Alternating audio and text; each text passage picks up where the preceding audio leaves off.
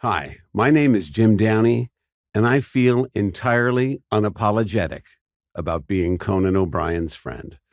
And let me explain. Okay.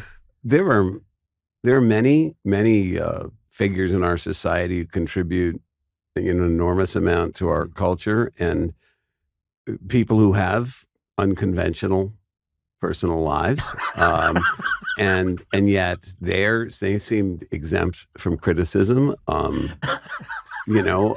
Jeffrey Epstein. Well, wait a minute. Wait a minute. No, let me finish. Jeffrey Epstein. I see it. No one, criticizes him, and yet. Oh, wait a minute. I have to apologize for the fact that I know Conan O'Brien. No, wait a minute. That is a double standard. Jim, it's wrong. Jim, hold on. Okay. Hold on. Look, hold Conan, on. Much has been said about Jeffrey Epstein. Terrible things. No, Jeff. I'm talking about Jeff Epstein, the New York financier. Yes, we're talking about the same Jeff Epstein. No. Yes. No. Yes. I never heard. Oh, it was a big story in the news. Huge. No. Yes, for you to say no one ever Jeff said. Epstein. Yes. Jeff Epstein. Yes, the financier. With the island. Yes, he had an island that I've never been to. Yeah. I'm pretty sure, with respect, if there was some news about Jeff Epstein, I would have heard. No, I don't know what rock you've been under. It was a huge story, and Jeff Epstein I have to tell you, he's gone. He's dead. What do you mean? He's dead. He's dead. He's dead.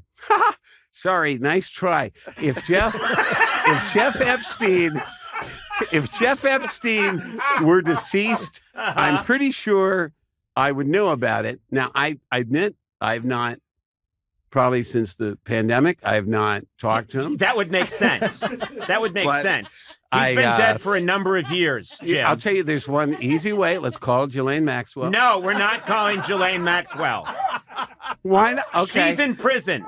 She's in prison for crimes she committed with Jeff Epstein. Ghislaine's in prison. Yes. Stop calling her Ghislaine. How do you know these people?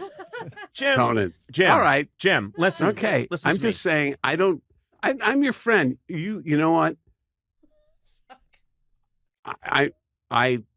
Whatever you're, it doesn't matter what you do in your private or personal. I don't do anything in my private life. Okay. But anyway, I'm your friend. All right. Well, thank you for the worst. And I make no apology. For the worst introduction to this podcast I've ever heard. Now, I'm going to put the focus on you, sir. Because I'm going to tell you something. All right. There are some listeners, this may shock you, who may say, I don't know of this Jim Downey because we're listened to by billions of people around the world.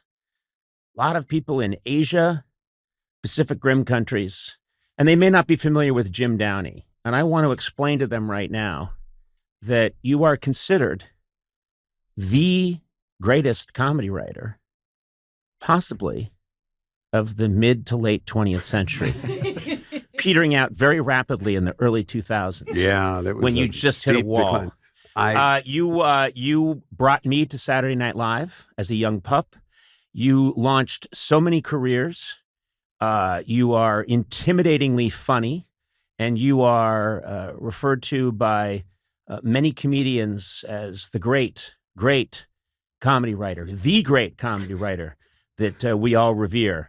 And you're just going to have to accept that right now. Hey, Sona, think of all the amazing things in life that are expressions of just you. Yeah. I mean, like the chocolate that you had on your face when you came in because you just ate that. What was it you were eating? I was eating a giant cookie. Giant cookie. Yeah. And that's so Sona. Okay. Or that song you stream over and over again. That's just so you. What's that song for you? Twinkle, Twinkle, Little Star. Yeah. But it's for my boys, not I know. me. Still, it's nice. Okay. Or, that podcast, that comedy podcast you just got to listen to. Yeah, Conan O'Brien Needs a Friend. Exactly. Is that what you listen to in your spare time? Yeah. I love it. Everything that makes you makes all the difference. State Farm believes insurance should work the same way. Your plan, your coverage selections can be personalized by you and only you. Cool. I shouldn't shout, but this is how strongly I feel about it. You got so aggressive. The ability to choose the plan you want by picking the options that fit you, like choosing to bundle your home and auto policies, is what the State Farm Personal Price Plan is all about. Getting the coverage you want at an affordable price just for you. Call or go to statefarm.com today to create your State Farm Personal Price Plan. Prices vary by state. Options selected by customers. Availability and eligibility may vary. We're going to start from that premise, that concept that you are a great and fantastic comedy writer who has influenced many careers and written many sketches that are beloved. What do you think of that? Well, that's very kind of you. I mean, I just the only thing I would say, I mean, they're funnier comedy, they're better comedy writers than me. But I'm good enough that I could, play with them. I just felt like who do you think was better than you? Well, I mean, Robert Smigel is a fucking brilliant guy. Robert Smigel is shit. And I'm saying this, listen, I'm going to say this. I'm a good friend of Robert's. Robert was the original head writer on my late night show, and Robert and I are good friends, but I tell him this almost every day. He's a piece of shit. Okay. He couldn't write his way out of a wet paper bag. Jack Handy, I didn't even know he was a comedy writer. Okay, well, I thought he had an ice cream concern. Good, but you've turned me around on Jack. But no, I would say, Conan, you could have been the greatest ever if you weren't so fucking lazy. I mean, some weeks it was all I could do to get you to show up to work. I'm sorry. It's like, Conan, it's Wednesday. The others have been here since Monday. I'm tired. I did a show. Everyone did a show last week. That is a spot-on impression. And Jim, I had other interests. I got into glass blowing, and it was something that I enjoyed. And I made you a beautiful, beautiful glass beaker. This was something that I pursued in my spare time. I have that beaker. It's a treasured possession. I will tell you that yes, Robert Smigel, also one of the greats of all time, Jack Handy. We could play this game forever, but I just want to walk people through your pedigree. You come to Saturday Night Live at almost the beginning, 1976. You're there for that formative 4 of those 5 seasons that begin that show. Really the nuclear bomb blast with the classic cast. You're there. You were very young when you were hired. You were right out of college. Yeah, I was 22. 22. And your first day of work was also Bill Murray's first day of work. Is that true? That's right. We shared an office for 4 years. And I came, the Chevy's last 2 weeks were like my first 2 weeks. So we kind of overlapped there. And yeah, that was, I wish that it hadn't been my first 2 years of adulthood, because it was a very strange way to enter adulthood. I didn't appreciate all the stuff that was going on around me at the time. Right. And I would love to get to, reconfigure those early years. I mean, you're there. John Belushi's on the cast. I remember you telling me once, and then he got into, he started coming by with records and playing us all these old, Stax records and blues records, and he'd sing them. And you acted annoyed when it became, the Blues Brothers became this massive tidal wave, but you had this different perspective, which is... I thought, the Blues Brothers, Danny Aykroyd always... He understood that it was kind of a joke. It was a goofy kind of thing to do. Although the first time I saw it as it was really a sketch to me. Yeah. Danny was a great musician. John he got very, very serious, and he thought of himself as a musician. Mm-hmm. And Danny was actually really good, harmonica player and dancer. And so Danny, that began as a warm-up act for the show. And so audiences that would come in to see Saturday Night Live, just to warm them up, that say, here are these goofy guys, the Blues Brothers. And it was really kind of a comedy sketch almost. You get them you get to bring the audiences in. The show tapes live at 11:30, and the audiences, the doors close at 11. So you have to have the crew there and working. They're mixing the sound, they're doing last minute notes, and you sort of have to keep them entertained. Mm-hmm. And so we would have. It was a tradition at the show that it would be done by cast members who had like hidden talents. Mm-hmm. In later years, we would have Maya Rudolph and Anna Gasteyer sing together. Mm-hmm. And but in that stage, I mean, I can't remember everything we did in the years before the Blues Brothers sort of formed.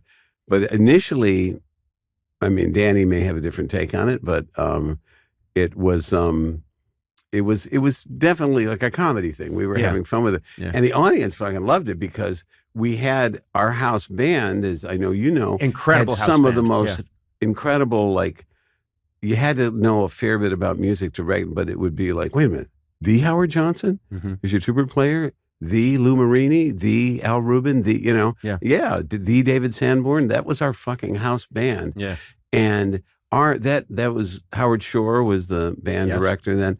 Paul Schaefer was the keyboard player, and Steve Jordan was the drummer. Now the Stones drummer. You know, or isn't he? Is he? I think he is. I stopped following the Stones in about 1966. Did they do much after 66? I think so. Yeah, I mean, I heard there was a goat's head soup, and I didn't check it out. But anyway, so so they backed the Blues Brothers, and then when they took it, you know, on the road national, they had Steve Cropper, from and Duck Dunn from. But it was so fascinating to me that what so. people don't know is it started as a sketch, and then it became the #1 selling album and a tour and this whole other thing. And I remember that record playing everywhere, those songs playing everywhere, and it became this mania. And I remembered you. See, this is an important part of my life because you get started 76. I come along in 1988, and I have a very clear memory of you brought me on with my writing partner Greg Daniels. You brought me on, and I remember walking the hallways at night when I was trying to think of an idea and seeing these iconic photos of the original cast, the 1975 to 1980 cast. You know, Chevy Chase, Aykroyd, Belushi, Lorraine Newman, Jane Curtin, you know, just this incredible group of people, and these black and white photos. And you were in a bunch of them because you were in a lot of sketches back then. They would put you in sketches because you were quite good, and they thought, let's use the kid, let's put him in there. Bill Murray. And I remember looking at those photos in 1988, 1989, and at the time I'm 24 years old, something like that. And I'm looking at these photos thinking, wow, that was like 1,000 years ago. They looked like Civil War photos to me. And this is in 1988. And I had a very clear memory of, well, I wish I had been around for that because this thing is probably at the end. I had a very clear, I'm not being a jackass or being a wise guy. I just thought, well, this probably has a few more years and I'm lucky to be a small part of it. And of course, now anyone thinking about my time there, that might as well be 100 years ago to them now, you know, young people today. It's just, it's amazing that you were there at the beginning, and the show now is about to celebrate its 50th. Yeah, next, I was wondering how they were going to do that, but it is, I confirmed that it is going to be, as it should be, February of 2025, because you were around when we did the 15th anniversary, but we did it in 1989. Yeah. And I was one of the producers. I'm going, Lauren, the show came on the air in 1975. Shouldn't this be next year, the 15th anniversary? I mean, and he said, no, because if you count from, this is the 15th, you know, and but people don't think of it. I think it's because Prince said he would do it then. And I literally think it was, I remembered Prince being there for that. I remembered it being, and again, I thought, wow, I'm here for the 15th anniversary of Saturday Night Live. It'll never make 20. I'll be long gone by then. Probably dead.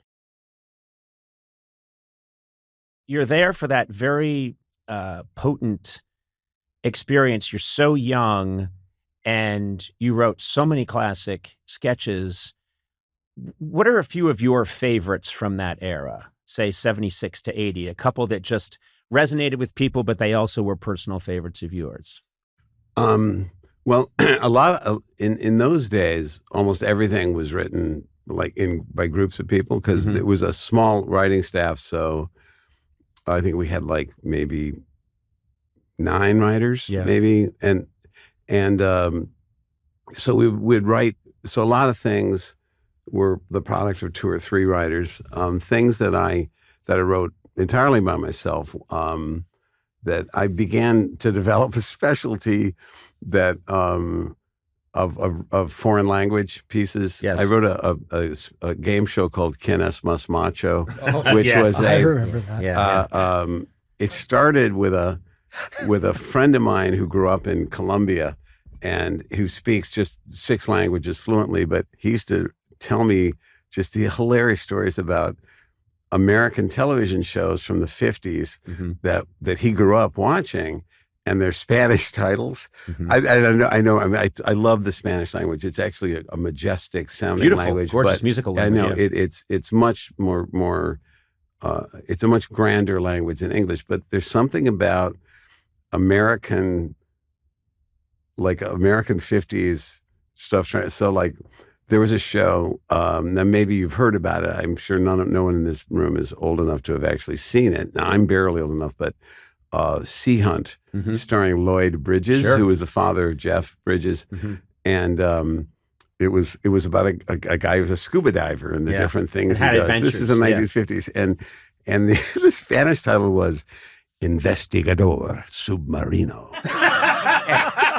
and then there was the fugitive with David Jansen, and my friend would go, El Fugitivo con David Jansen.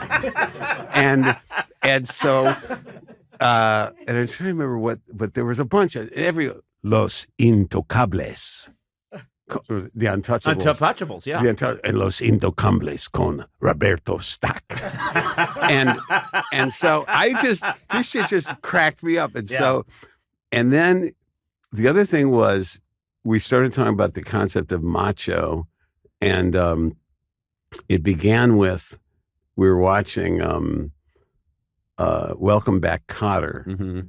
And I said to my friend, the guy who, Horshack, or Mr. Cotter, whatever that guy. That was Barbarino. Barbarino. Mr.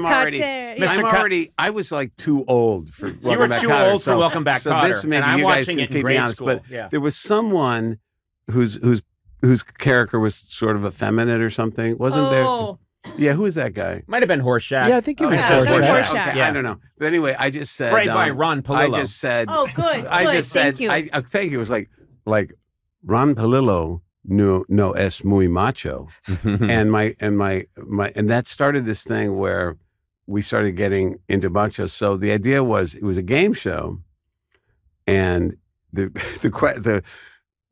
questions, you won or lost by guessing correctly who was more macho of 2 different celebrities. And the whole point was just to do a sketch entirely in Spanish. Yes. So that Bill Murray played the host, and Gilda was one of the contestants, and Ricky Nelson was the host. But my favorite part of that piece, the part, when you look back at your old stuff, there's 2 kinds of comedy writers: those who crack up at everything they write and everything they think of. They can barely get through a pitch because they're laughing way harder than any of their listeners. And then there's some, and I'm of the other type, which is I never laugh at my own stuff because I'm too nervous, but maybe if I have distance on it years later, I go, come on, that was fucking funny. But it was the part of the show where now let's meet the contestants, so we've done a round of it was like for I can't remember the Spanish words, puntas, ¿Quién es más macho? Fernando Lamas o Ricardo Montalban? ¿Quién es más macho? Lamas o Montalban? And it's like Ricky Nelson, Fernando Lamas? Oh, Ricardo Montalban es un poquito más macho. And so then it was like, now let's meet the contestants. So he goes up, and this is the thing that made me laugh. It was it's Gilda, and it's like, and she's fucking so brilliant. She was like that giggly kind of excited. And he's calming her down in Spanish, and he goes, and I forget the Spanish of it, but he says, what do you do? I'm a housewife. And he goes, ¿Qué profesión es tu esposo? What does your husband do? My husband, mi esposo exterminador. An exterminator. He goes, oh, verdad. Exterminador es profesión muy macho. and she goes, it's like, ¿Qué tipo insectos extermina? What kind of insects does he exterminate? Oh, cucarachas, mosquitos, todos los insectos.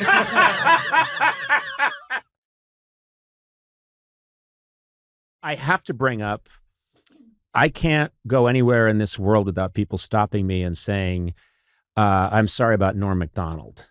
And I always think in those moments, because he had so many amazing appearances on my show, and I think, well, the person who really needs to be hearing this is Jim Downey, because you were the one that pretty much holed up with Norm. You identified Norm as a brilliant guy very quickly.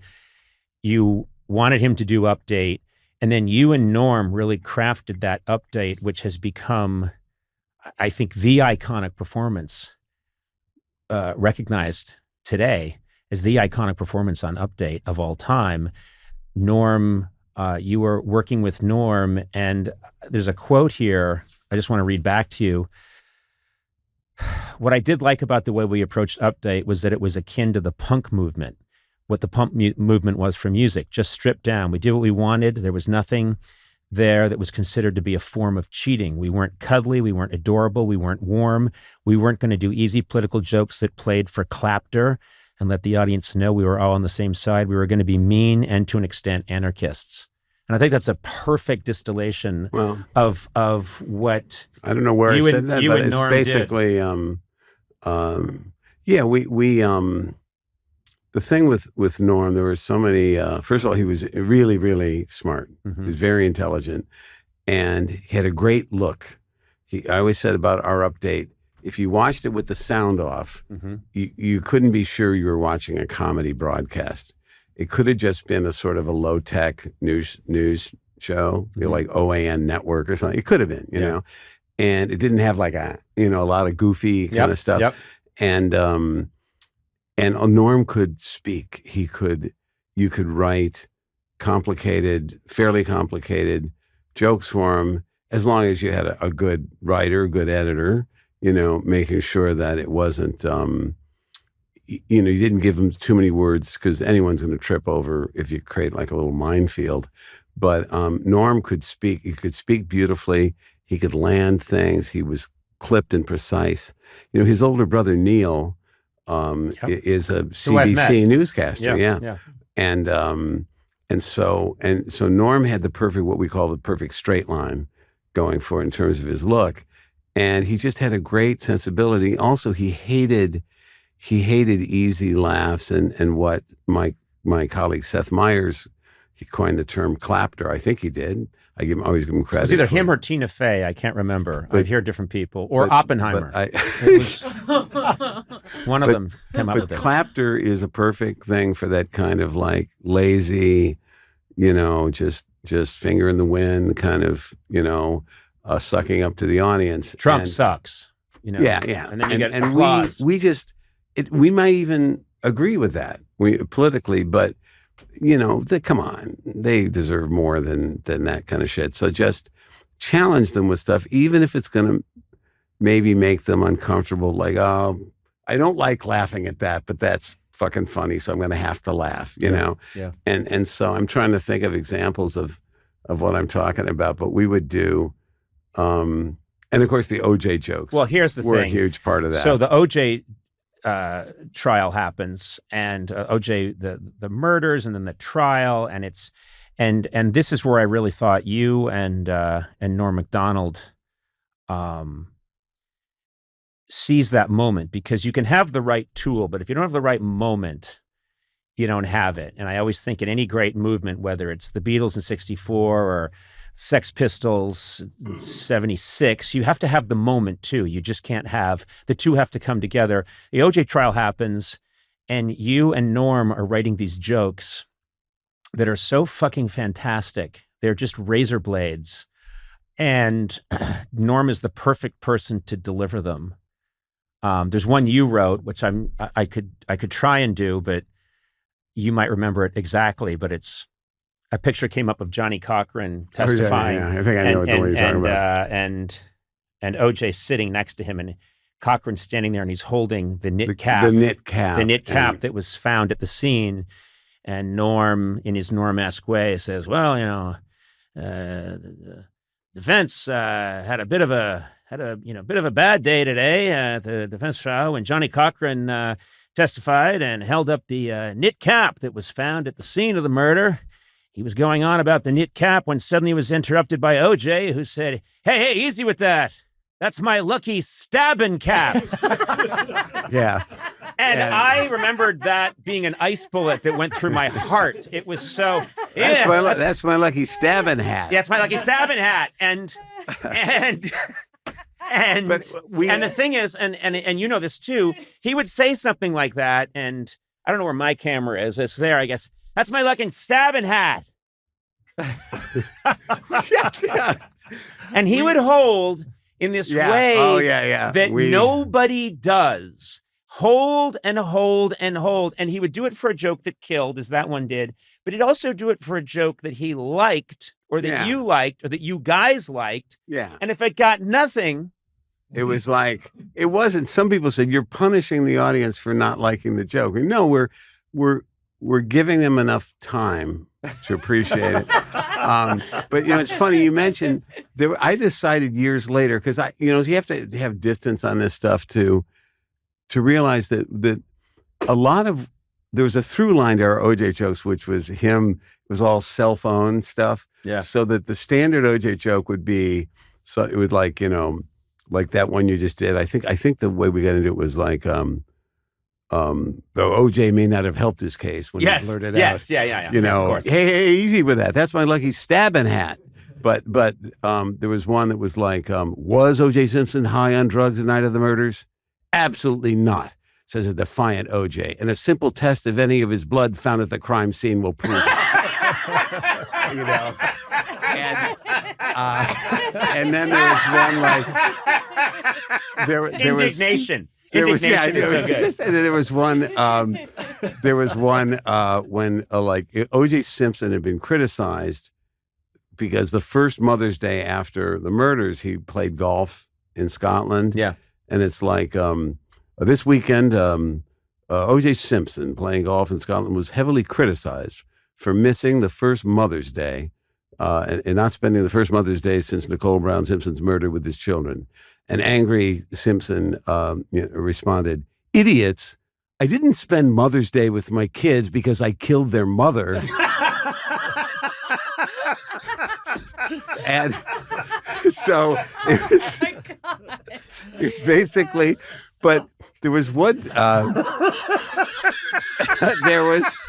there was one joke, and by the way, it was Frank Sebastiano and Frank wrote a lot of great jokes for that segment, and he's the guy who contributed this joke structure. It'd be like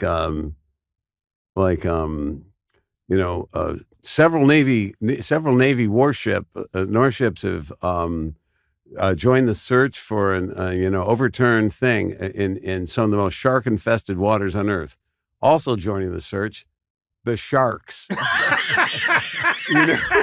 Yeah, and became like a there's a one that I remembered, which is the rock group Better Than Ezra, or pop group Ezra. Better Than Ezra came in second, whatever. This week Rolling Stone released its list of the top 10 college acts on the summer tour.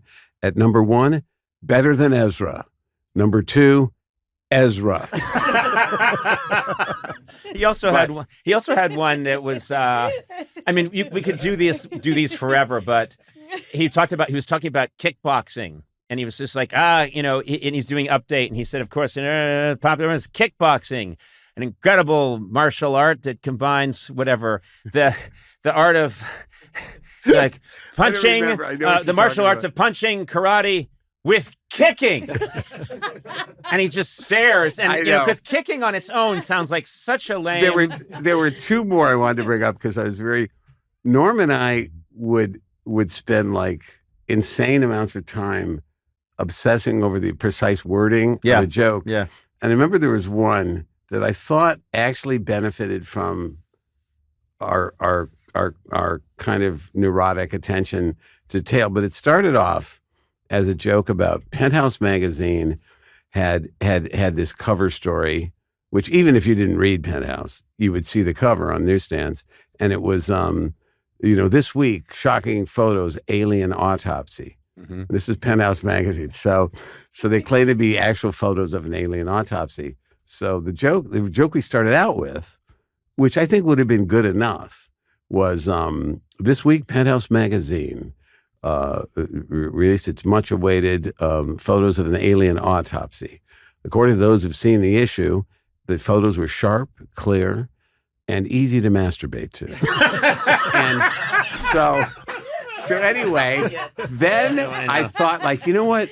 That can be better. There's a better rhythm to that. So I first suggested that it should be, and quote, easy to masturbate to, because I just liked it for rhythm. And then I came up with one of my greatest contributions of the season, which was I added the word surprisingly, so that the joke became kind of different. So it was like, according to those who've seen the advanced copies, the photos are sharp, clear, and quote, surprisingly easy to masturbate to.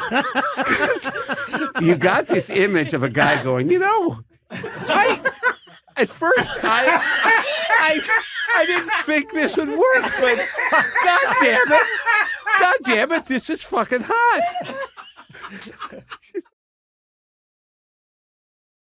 This takes me back to, because you mentioned it, all this amazing work for the original Saturday Night Live. Then you go and you're the first head writer for the launch of Late Night with David Letterman.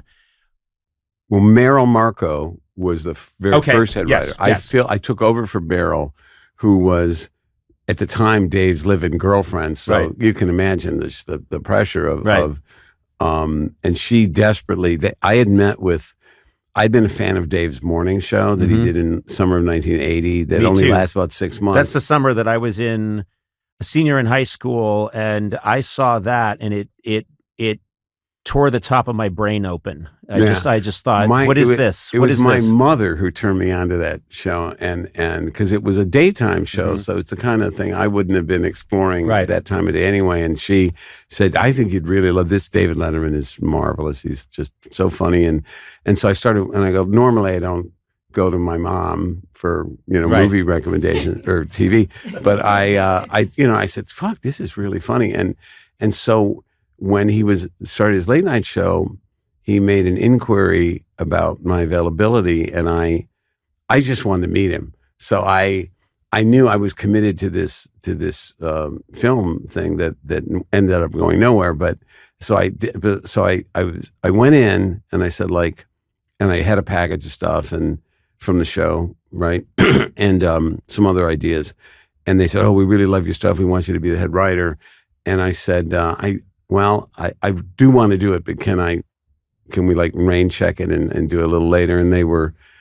And so I recommended other writers like George Meyer, one of the greats, and Max Pross and Tom Gamble, and that lineup was incredible. Yeah, they found Andy Breckman on their own, and I recommended Steve O'Donnell, and so that was like the nucleus of that staff. That's a great fucking writing staff, and then I joined the show. I remember my 30th birthday fell the first week of our show, and I was 3 hours late to my own birthday party because we were reading small town news and looking for goofy things that Dave could talk about. But that was I'm just thinking about to try and I don't know, just to be there for the beginning of SNL.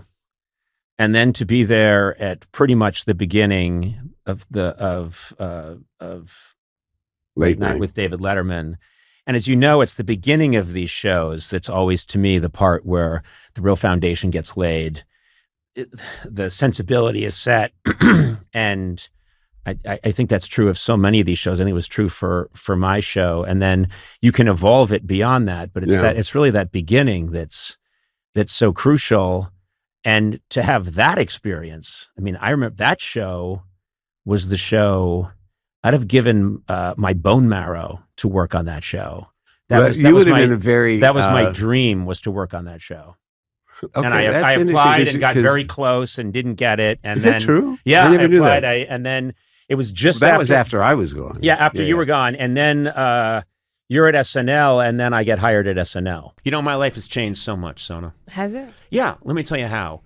I can just get all this stuff delivered right to my door. I mean, if you grew up when I did in the early 1920s, that was unheard of, you know? A kid in a cap had to, hey, boy, you know, and you'd say, yes, sir, and you'd have to say, you know, toss him a coin. Go get me that goose in the window. And he'd say, yes, sir, Mr. Scrooge. But that was like back then. Yeah, but now it's not. With so much of our world digitized and automated, why stick to old school mailing and shipping? If you mail or ship often, let Stamps.com do the hard part for you. Simply print postage and shipping labels right from your home or office. It's ready to go in minutes. No long lines or complicated setup required. It's the easiest, Sona. It's the best. Yeah, postage rates just increased again. Hello. Luckily, Stamps.com has the best discounts in the industry. Avoid the hassle and get started with Stamps.com today. Sign up at Stamps.com/Conan for a special offer that includes a 4-week trial plus free postage and a free digital scale. No long-term commitments or contracts.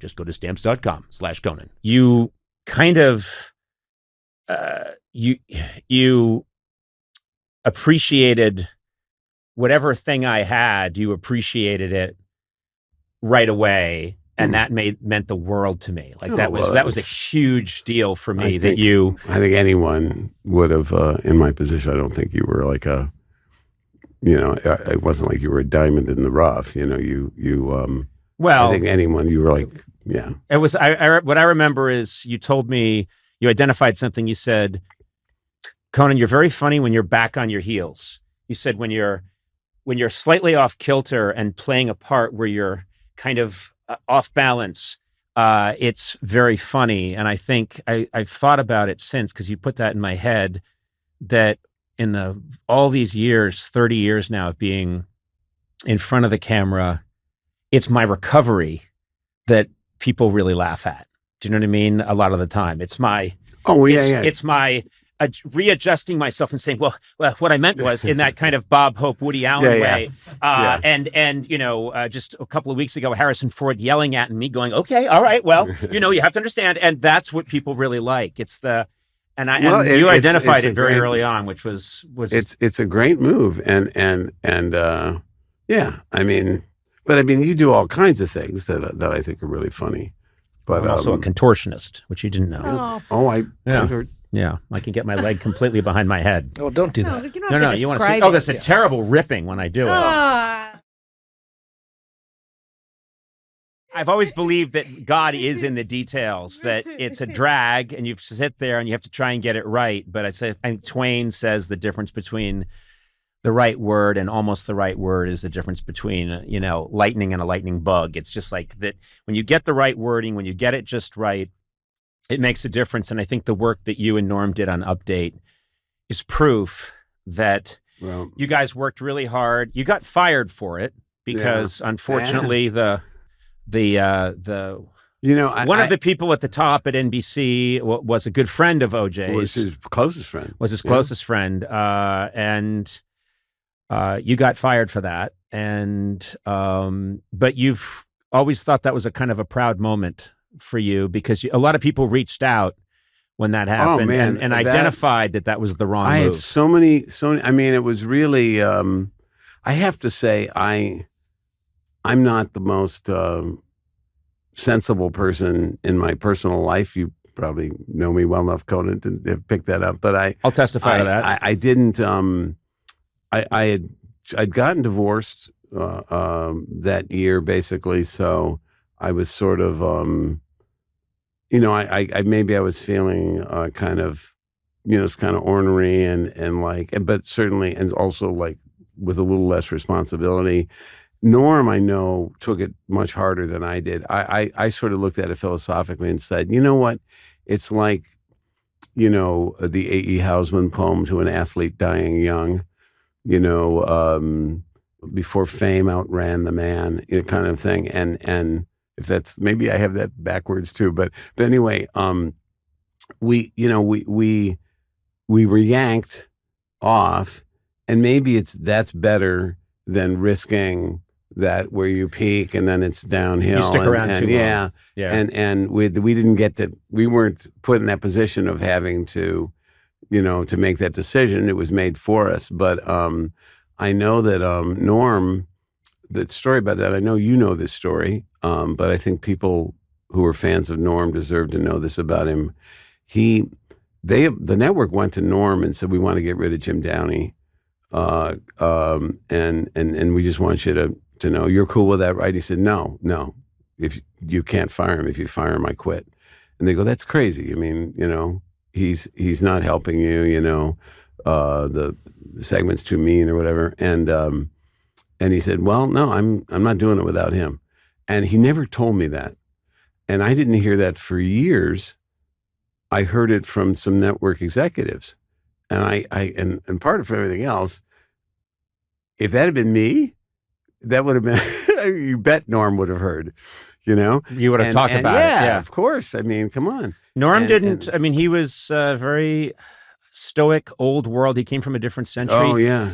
I mean, I remembered when he died, you called me and you said, you were mad at me initially. You said, I can't believe you didn't tell me, Conan. And I said, I didn't know. None of us knew. Laurie Joe knew. And Mark Gervitz, his manager, knew. Well, Gervitz knows everything. His mother and his son knew. Yeah. And his brother. So outside of family, it was like 3 people. Mm-hmm. And he didn't, and I know why he didn't. I mean, I've been told, and it made perfect sense, so I believe it, that he just didn't want it to ever be about anything but being funny. Yep. He didn't want to be brave or fighting a good fight, or, he didn't want to do heartwarming stuff. And he just wanted to be, but I was a little hurt that he didn't tell me. But I mean, I talked to him, I guess, I know you may have talked to him more recently than I'd had, but I talked to him certainly the summer of 2021, August. We were trying to get him on my last late night show, which was 2 years, not long before he passed. And we were trying really hard to get him to be, because I wanted nothing more than him to be one of the last guests. And he was considering it, but then wouldn't do it. And then, and I think he knew that he didn't. He also didn't, he knew that his appearance was kind of changing, and he didn't want to. Yeah. But, I know this is shifting from one kind of bravery to another, but one of my proudest moments was a joke we did. And I think it was a Frank joke, Frank Sebastiano, but it was, there's a certain type of annoying exactly what we're talking about, the kiss ass stuff. But it was a joke where we took the world's most innocuous kind of C-section news story, and we would clip a real news story and show it on the monitor so that the audience knew this is a real thing. We didn't make it up. And we did that for most of our things. And so the story was like, Denver City Council approves traffic light for, Martin Avenue. And so it goes to Norman. It's like, this week, the Denver City Council finally, on its 3rd attempt, voted funds for a new traffic light on Martin Avenue. Then he turns dramatically to another camera and goes, maybe they would have voted the funding earlier if instead of a traffic light, it was for rich white men. and then we bring up a lower third. Applaud now.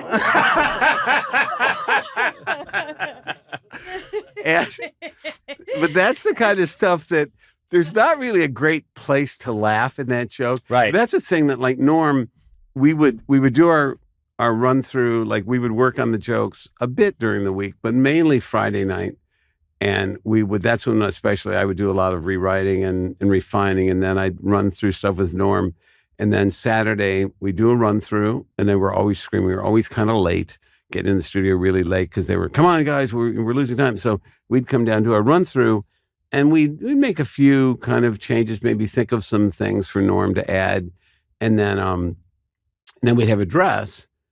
And then my attitude with Lorne Michaels, the producer, the big guy, was always like, tell us how long you want the segment to be. We're like, because we're the most easily bologna sliced segment, you know? And my attitude, and Norm kind of agreed, it's like, Norm wanted he didn't want to feel that like, we had to have we were entitled to a certain amount of the show. But I always argued like anything, if we're cutting lean, we're in good shape, you know? Yeah. So, I mean, sure, we'll always cut the fat. Everyone should do that.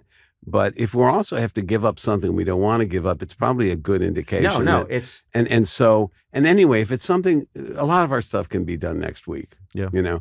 And so, you know, we would do 6-minute updates. I think we did a 5-minute, they do like 12-minute updates now, you know, and they did them before us. And Norm, I will say this, Norm was not crazy about features. Yeah. He wasn't crazy about having other people on the segment, you know, always. And sometimes I had to like get him to be more involved with the guests. Yeah. But Seth Meyers was the best ever at interacting with, I mean, he was great at that. I wish Norm had been a little more playful like that. I always took away from you, and I think about, you're in my head a lot over the years that I've been writing and all the years that I've been doing things. And you're surprisingly easy to masturbate to. No, you're but you're also in my head for another reason. No, you're in my head because there's an ethic that I got from you, and I also got from Robert Smigel, and I try to pick from the best, which is, if I can lose it, yes, trim the fat, but also sometimes cut into the muscle. Like, and lose, if you're losing something for time that you really love, but you love that other stuff more, you're in great territory, and this thing is really going to fly. Yeah. And I think that's a great... I remembered, by the way, the reason I brought all that stuff up. It's because... I was just killing time to remember. Norm was the guy who, you know, and performers... Because you're a hybrid, you know. Performers really don't want to give up stuff that got a huge laugh ever. Norm would totally throw out something if he came to suspect it was not the kind of laugh we wanted. And by the way, that doesn't mean like it was dirty or something. If it was like cheap or easy or whatever. And the thing is, you could give Norm a choice of like, okay, this is absolutely guaranteed to kill. It'll get a mini standing ovation, but it's hacky, and we both know it.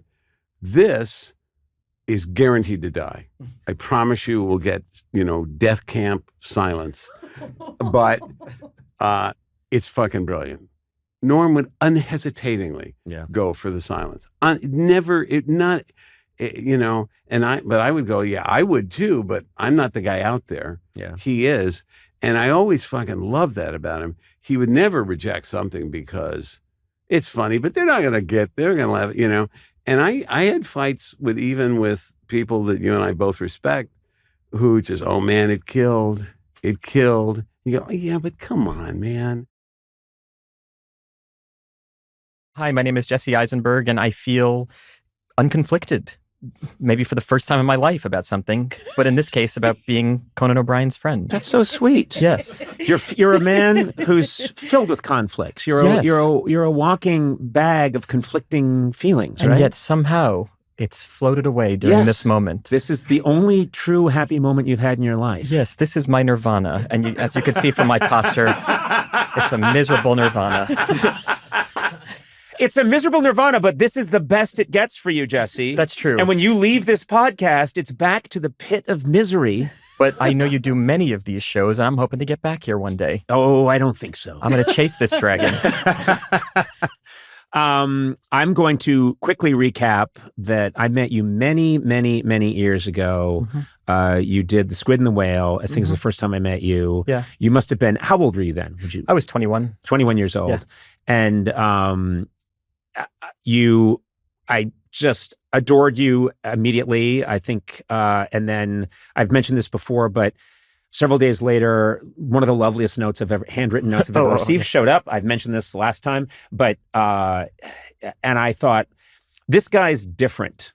there's something different about this person. He's oozing with like character and gentility in this kind of old world way. And then you've gone on and you've had this extraordinary career. Thank you. And I'm just so happy for you. Thank you so much. And I feel like, just to pat myself on the back, I feel like I called it. Oh, okay. This is about me. I thought you were going to say you did it, but you called it like you knew it was This isn't about, this is what I'm really good at, pretending it's about, Jesse. Right. Yeah. But then it's about me. Okay. I called it. Yes, that's right. Okay. I called it. And me, I'm just the horse. Bluebell came in first. But I will say, like, just to that point, I remember I grew up like obsessed with you, to the point where like literally my mom would sneak out after my dad fell asleep to go into my bedroom to watch your show with me. And so your dad's not a fan. Yeah, no. This is how my mind works. That's what you got from that. Why did he hate me? Yeah. Huh. Well, my new worst enemy, Barry Eisenberg of East Brunswick, New Jersey. No, but like, what's even sicker? My immediate thought is, he saw the real me. Yeah, exactly. That's how I feel. But anyway. Yes, he's the only one that truly knows. But anyway, like, after we did the segment on your show, you leaned over to me and you said, "You seem like such a nice person." And I remember it was so odd because that doesn't seem like one of the compliments you get in the entertainment industry. Right. It doesn't seem like one of the boxes you might check. You're a nice person. It gets you nowhere. Oh, it does. I mean, it means a lot to me. And and you've gone on, and I'll mention this up front, and we'll talk. There's so much I want to talk about, and we're going to get to this film you made, which I saw. Let's take it off. You wrote, directed, you co-star in it with Kieran Culkin and this extraordinary cast. Yeah. You made this film, and it's absolutely beautiful. Thank you and so it's much. got people ranting and raving in a good way. Yeah. I've had people ranting and raving in not a good way. It's called A Real Pain, and we'll talk about that. But what was special for me was to watch this movie and see that, you are a consummate artist. You've made this beautiful thing with such aplomb, and it will endure. And I think I always have this connection with you from that time that you sent me that note, and I had that nice first meeting with you. And then here you are all these years later, and you're doing extraordinary work, and I'm just so happy for you. That is so nice of you to say. Thank you so much. Do you ever root for mean people? So, it's funny. Occasionally. Yeah. Stalin did a lot of bad stuff. Right. No. But I was sometimes I'd be like, come on, you can do it, Stalin. You can turn this around. And you were really young at the time. I'm older than people think. Sure. I was born in 1911. Do the math. I can separate. Mm-hmm. There are people who do excellent work and are not good people, and I do believe in separating the two. You are a man who's, I think, has real character, and you do exceptional work. I like it when the two come together, but they don't have to. Got it. Do you know what I mean? Yes, and of course. how many artists can you see, whose work is hanging on the wall, and you later learn, or amazing athletes who were absolutely deplorable human beings, but I still applaud their athleticism. Of course, perhaps even more so because you don't want them to hurt you. Exactly. Yeah. I mean, Stalin's been dead a long time, and I still talk him up. Yeah. I think he could still get me. Just in case. He could still get me. We probably have a few things in common.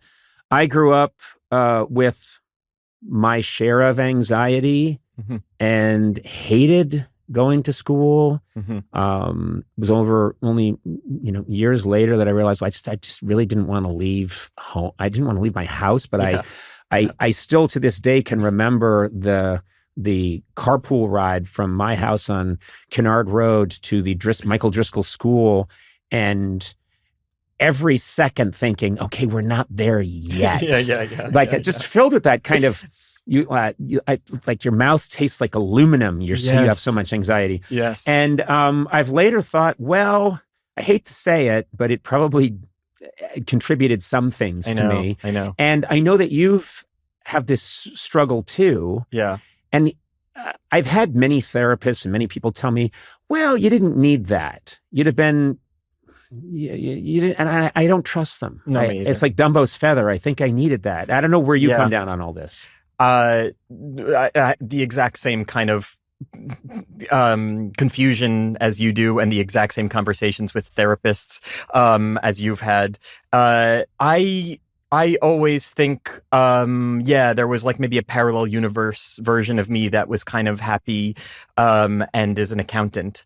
And so, but, the painful thing is the thing that person told you is, no, you didn't need that. And that's even worse, because then it was just for nothing. It was a waste of time. I just feel like we got into jobs that no one was asking us ever to do. Like no one wanted you to host a TV show. No one asked me to be an actor. They still retroactively trying to. Still, people are trying to can we delete that 30 years of work? No, but it is funny. You're right. It was more and more, I think, I'm here out of a weird compulsion that I don't have a control over. And I think about you and your anxiety, and you are not the typical, hey, put that light on me. Right, exactly. Because I'm ready to shine. See, I've got a song for you.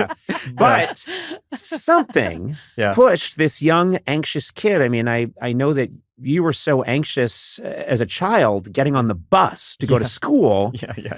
You would cry. That's right. And they had to kind of come up. Well, you tell me. Yeah. So no, I would cry. Well, I cried every day when I got to school. But there was they didn't want me to cry on the bus. The bus driver did not want me to cry because I guess it was probably dangerous for me to be weeping in the back of a huge moving vehicle. But basically, I don't see why that's a danger. I'm trying to do the math, and I don't see how it affects the operation of the vehicle. Oh no, it could. Yeah, I could see leak down into the transmission. I would use her sleeve as a tissue. But basically, so no. Right. So if so she set up this system where if I didn't cry every day until Friday, on Friday she would give out Tootsie Roll Pops to all the kids on the bus if I made it through the week without crying on the bus. And so you would hear on Fridays from down the street, windows open on the bus, "Don't cry, Jesse. Don't cry, Jesse." Oh no! Yeah. Oh my But wait a minute, God. this is so sick. It's not like the treat's just for you, it's everyone else, which is creating this group thing. Yes. That's evil. It's the equivalent of if you don't do all the push-ups, everybody in this room has to do 10 more. That's insane. You know what I mean? Yeah. And giving me ideas. No. on how to run a podcast company. But, oh my God, that is wrong / kind of ingenious. Yeah. It's all that stuff. Listen, that was her wound, and now she's an artist too, that bus driver. And an amazing athlete. Yes, exactly. And that was her will to power. But I was a miserable kid with good parents. I feel uncomfortable saying this in public because I don't want to demonize my well-meaning good parent and good parents. Yeah, I don't know. I was just wired to be absolutely miserable. And performing for me was kind of like an outlet, but not like an outlet like I feel myself here. It was more just an outlet to literally just get out of school. Like if I got into a show, it meant I could leave early from school on various days and rehearse and be with adults, which was the only place at the time I felt comfortable. You have this great quote that I read, which is, when playing a role, I would feel more comfortable as you're given a prescribed way of behaving. Yeah. And I thought I understand someone's telling you all the anxiety you might have, Jesse, about what am I supposed to say or do in this one particular situation. Right. But if you're in The Seagull, no, I'm supposed to enter and then I'm supposed to leave and shoot myself. Right, exactly. This is what I'm supposed to do. Exactly. And there's a calm that might come with that. Yeah, exactly. And not only a calm, but catharsis, because the characters are emotional. And it's the thing I feel all the time bubbling under my surface, but is inappropriate to do in public, to have an emotion or, and also it's a burden on other people, of course. So I don't emote in public, but to have that catharsis, is really helpful. It's funny because you weren't just drawn to acting, specifically musical theater, which also feels like you went to the other end of the spectrum for someone who's very nervous and shy and inward looking. And now I've been around show business long enough to see it I've seen it a million times. Yeah. But you jumped to musical theater. Well, that was like the thing that was like available. Like they I weren't see. doing the Siegel in, community theater, New Jersey, They were doing the musical version of it. Yeah, exactly. I've got to go and commit suicide. Everybody had jazz wings. So that's just like what was happening in children's theater at the time where I lived. Now I see a wonderful chasm between me and musical theater. In terms of like performance style, that's not where I would shine these days. It's funny because now I'm having this other flashback memory of, I don't know if you remember this, Sona, but when we were doing the shows during COVID, I think you were one of the first people. Yes, that's right. You may have been the first guest I talked to. COVID hit, all the shows shut down. Then we all came back, I think, on the same day, and we were doing virtual interviews, Zoom interviews. And I think everyone else really had their shit together, and they were talking to guests who were in their home, but with state-of-the-art Zoom. Course. And I was very excited that you were going to be like the first guest back. Oh, great. We got Jesse Eisenberg. This is going to be great. And you and your family had gotten into a van and you were just driving across America, I think to try and escape COVID in a van in America, which doesn't work, by the way. But I remembered you having possibly the worst Zoom signal I've ever seen. And this was on television. You could probably look it up and see it. Yeah. But it looks like it's 1962 and I'm talking to a Russian cosmonaut who's in space. Exactly. Yuri Gagarin, how are you? And then it would go out and then you'd come back in again. Yeah. And occasionally I could see, like your family in the background trying to swat away COVID. And there was a coyote. Exactly right. It was craziness. Yes. Yes, exactly. I was like at a KOA, like a campsite, where we stayed overnight. Right. And the KOA is known for a lot of things, but not the Wi-Fi.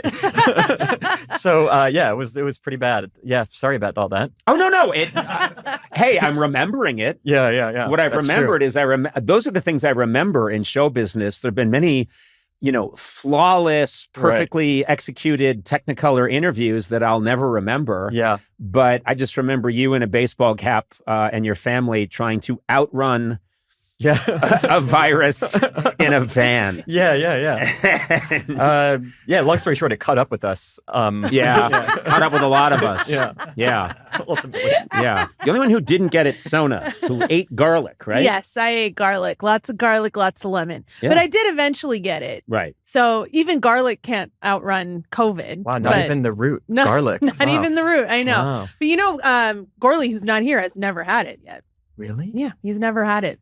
Maybe he's out with COVID right now. He could be. And Eduardo never had it up until like a month ago. Oh, wow. Yeah, I know. Isn't that crazy? Are there people who are immune to it? Like, actually? I have no idea. I thought it was a mutant. Of course you must have. And you were around people, right, who of course had it. He got real cocky about it. He was always shouting, "COVID can never get me." Yeah. Remember? That's right. And if someone had COVID, he would grab them and open mouth kiss them. Right. Exactly. He got me too'd a couple of times for that. That's right. Sure, and then finally, you ordered a hamburger and you said, "Put a little extra COVID on it." And you finally caught it. Got it. So it ultimately was your fault. His own fault. Yeah. In my stories, it's always the other person. Right, put a little extra COVID on it. Yeah. Hey, that's not enough. I said I wanted COVID. I want 2 scoops. Make it real COVID-y.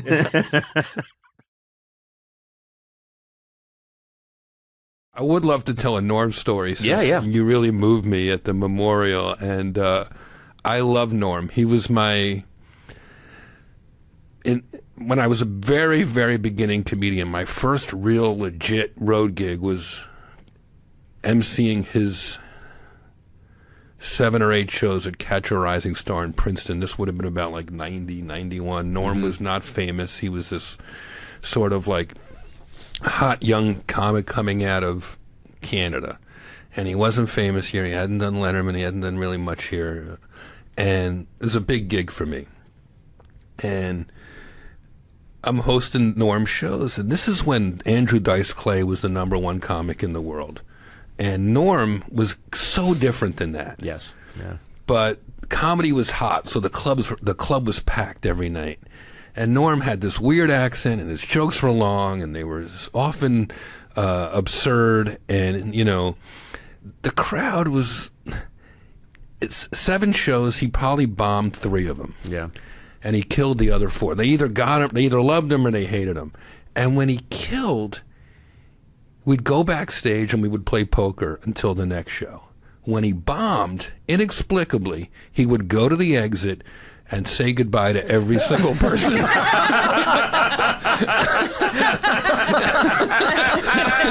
I think to entertain me. I don't know if he just loved the awkwardness of it, or he was always one step ahead of me, one step ahead of his fans, the industry. I wish he had been he wanted to tell the most honest, the most brutally funny joke, no matter what the consequences. I would play poker with him later on when he was at SNL. He would have the guys over on Mondays or whatever it was, Sundays, whenever there was no one up there, and we'd play poker. And he liked to play poker there because he had the long table and he could watch 5 TVs, so he could gamble on football while playing poker and while holding court.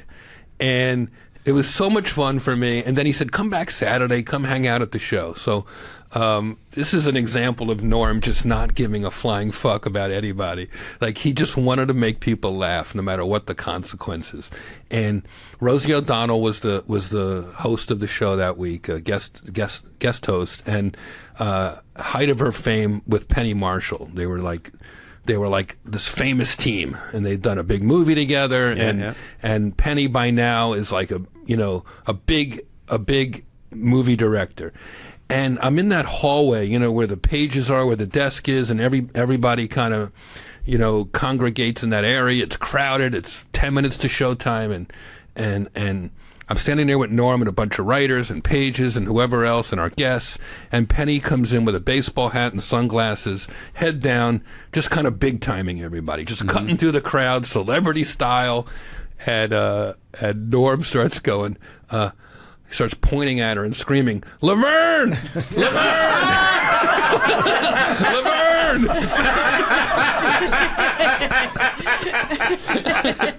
A month later, I think he was fired for telling OJ jokes. But it really shows that he just wanted to tell the best jokes. I wish he was so brutally honest about his health. We would have gotten to say goodbye to him. I know. Proper I send-off. think that bothered a lot of us, and I think a lot of us assumed everyone knew. When it happened, I thought, oh, Jesus, he didn't tell me, but I guess I would assume you would know. We all assumed everyone else knew, and then it turned out that nobody knew. His family knew, and Lori Jo knew, but that was he didn't want people to know. That's what he wanted, so I guess you have to honor that. I get it. I had frickin' a skin condition I didn't want anyone to know. Like, anything that makes you think the audience might feel sorry or sympathy and not think you're just funny. Yeah. Anything that undercuts the comedy, you don't want the audience to know. So I get it.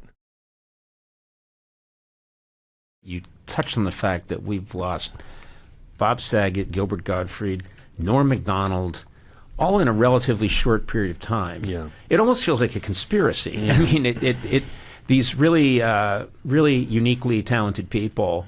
You were wonderful at the Norm tribute that the Netflix festival had. That was great. Oh, thanks. I hosted that memorial. It was a really special afternoon. It was, but it does. I've been thinking about it lately because I knew Norm better. I think I knew Gilbert.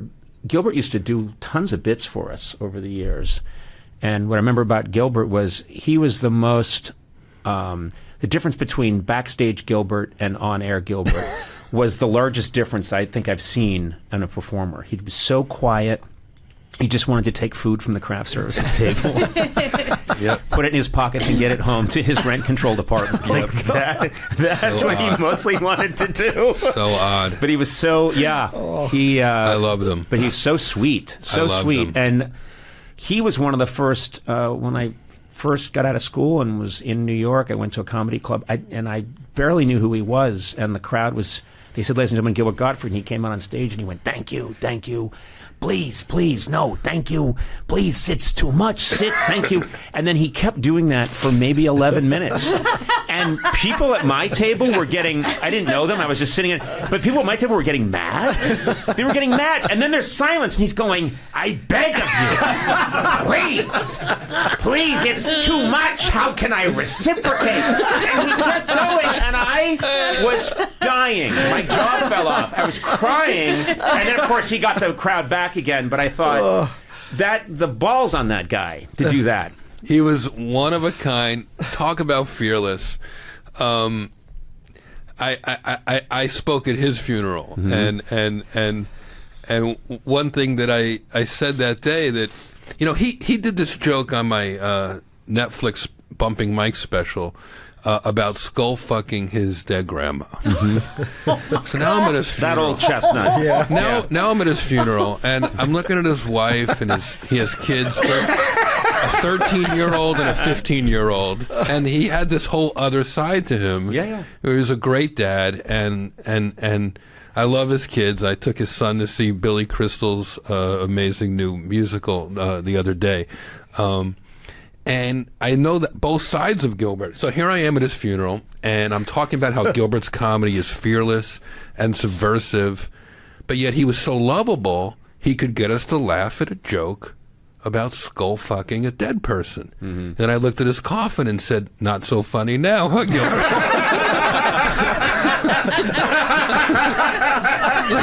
How'd that go over?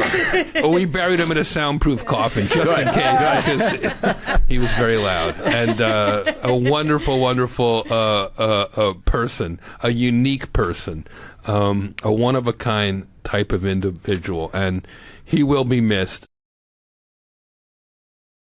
Can I just take a second to share my notes for this this episode of the podcast?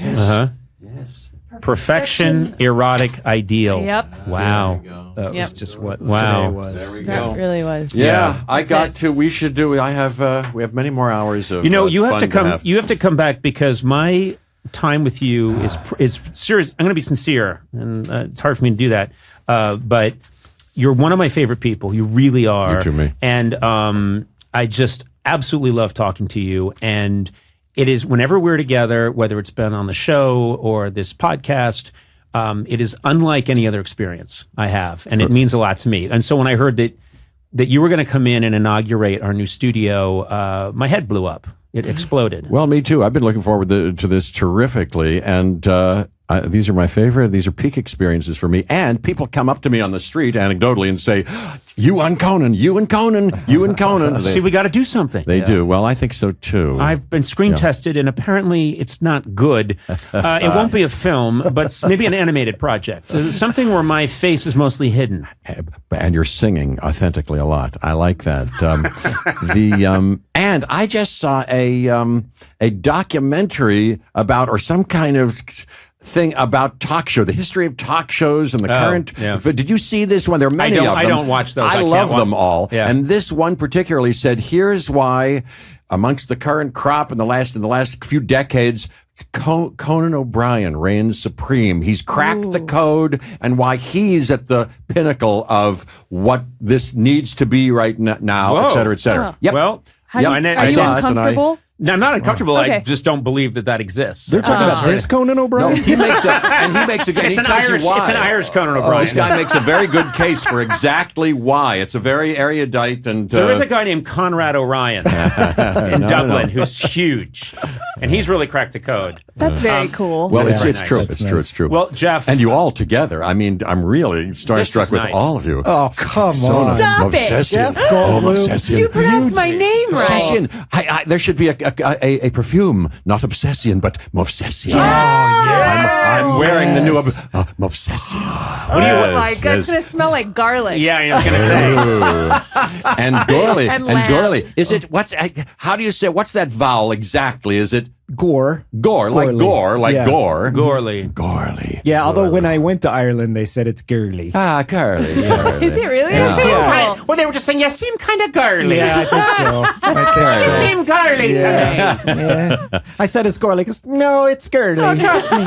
We did, saw you walking down the street, and it was girly. Well, you three have made me very, very happy for many hours, and we'll continue to be. You have delighted That's us, and you're huge. coming back. I want you. I want you, along with, I've seen every single Schlansky.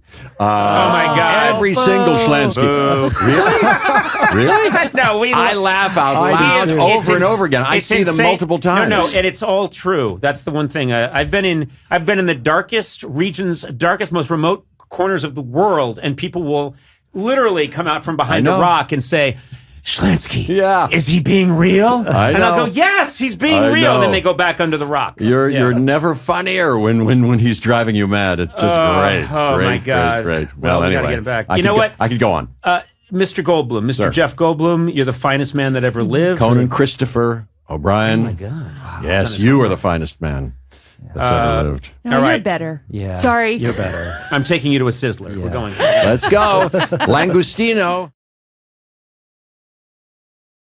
By the way, I'm such big fans of yours. I've been watching a lot of, not just for my conscientious research purposes, but just for my own entertainment. Often I go to YouTube and I've seen hours and hours and hours of your content. Foolishness, I like to call it. Everything. Oh, that's nice. I like to think of you out there So watching exciting. it. I really am. So I know. You know what I think a lot is about something you. that makes me very happy is that none of our comedy was ever really about anything. No, that's for so sure. you can see something from 25 years ago and it doesn't relate to any specific topical thing in the news. Yeah. And other than the fact that my head hasn't rotted yet in those clips, people can laugh at them all over again, which makes me happy. You put on your specs. He's examining your are you rotting examining head. my rotting head? Now that you brought it up, you all look great. Just great. Well, please, you can tell that this. I have one of those Irish heads that bloats as it gets older. You've said, I know. No, this is true. You leave a gourd. You leave a gourd in the sun long enough, and then Get a Conan. and then winter comes, and you have yourself a Conan. That's what happens over time.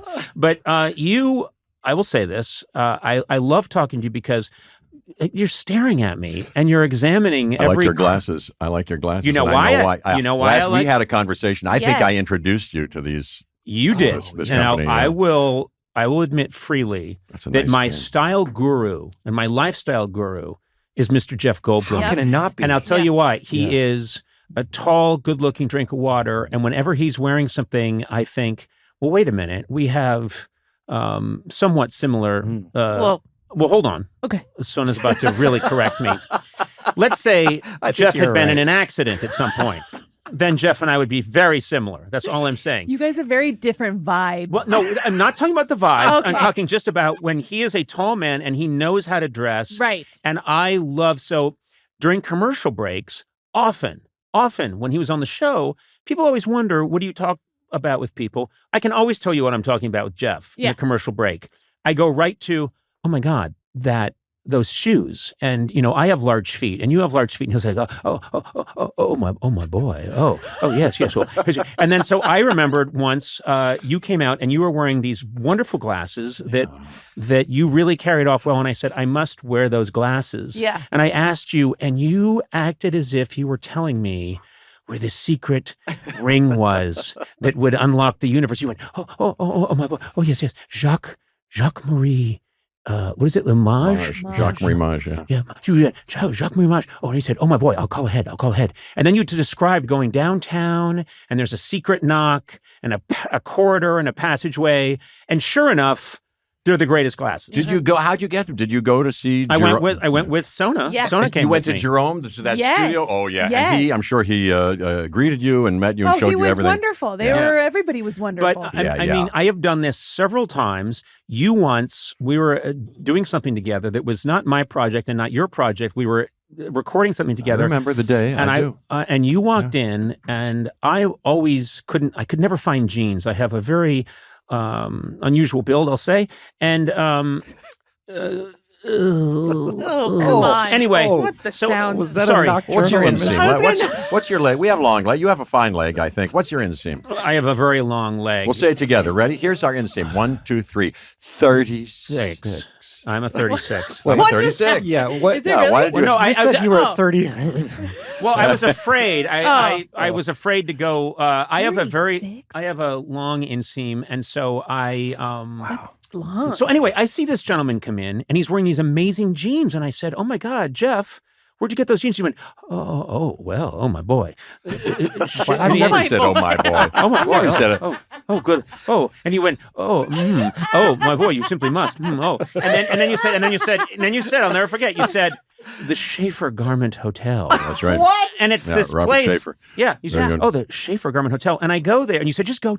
So I go, and of course, it's the coolest people in the world, and they have like an old denim machine. Yeah. And It's like the John Wick Hotel, but for clothes. yes, it is. It's the John Wick Hotel, except just for jeans. Oh my! And how about the hat maker in the back? There's a guy there wearing like Slash's hat, and he's like, I'll make you one of these. And I went, well, I don't know if I can carry that off. There's a dog that's in the store. Yeah, that's right. Do you know who I ran into there once? I was with Emily. We went there to pick up a pair of jeans or a hat or something, and it was just us and Bob Dylan. Oh my God. Yes, because he got his hats from that guy. Oh. I saw him out of the corner of my eye.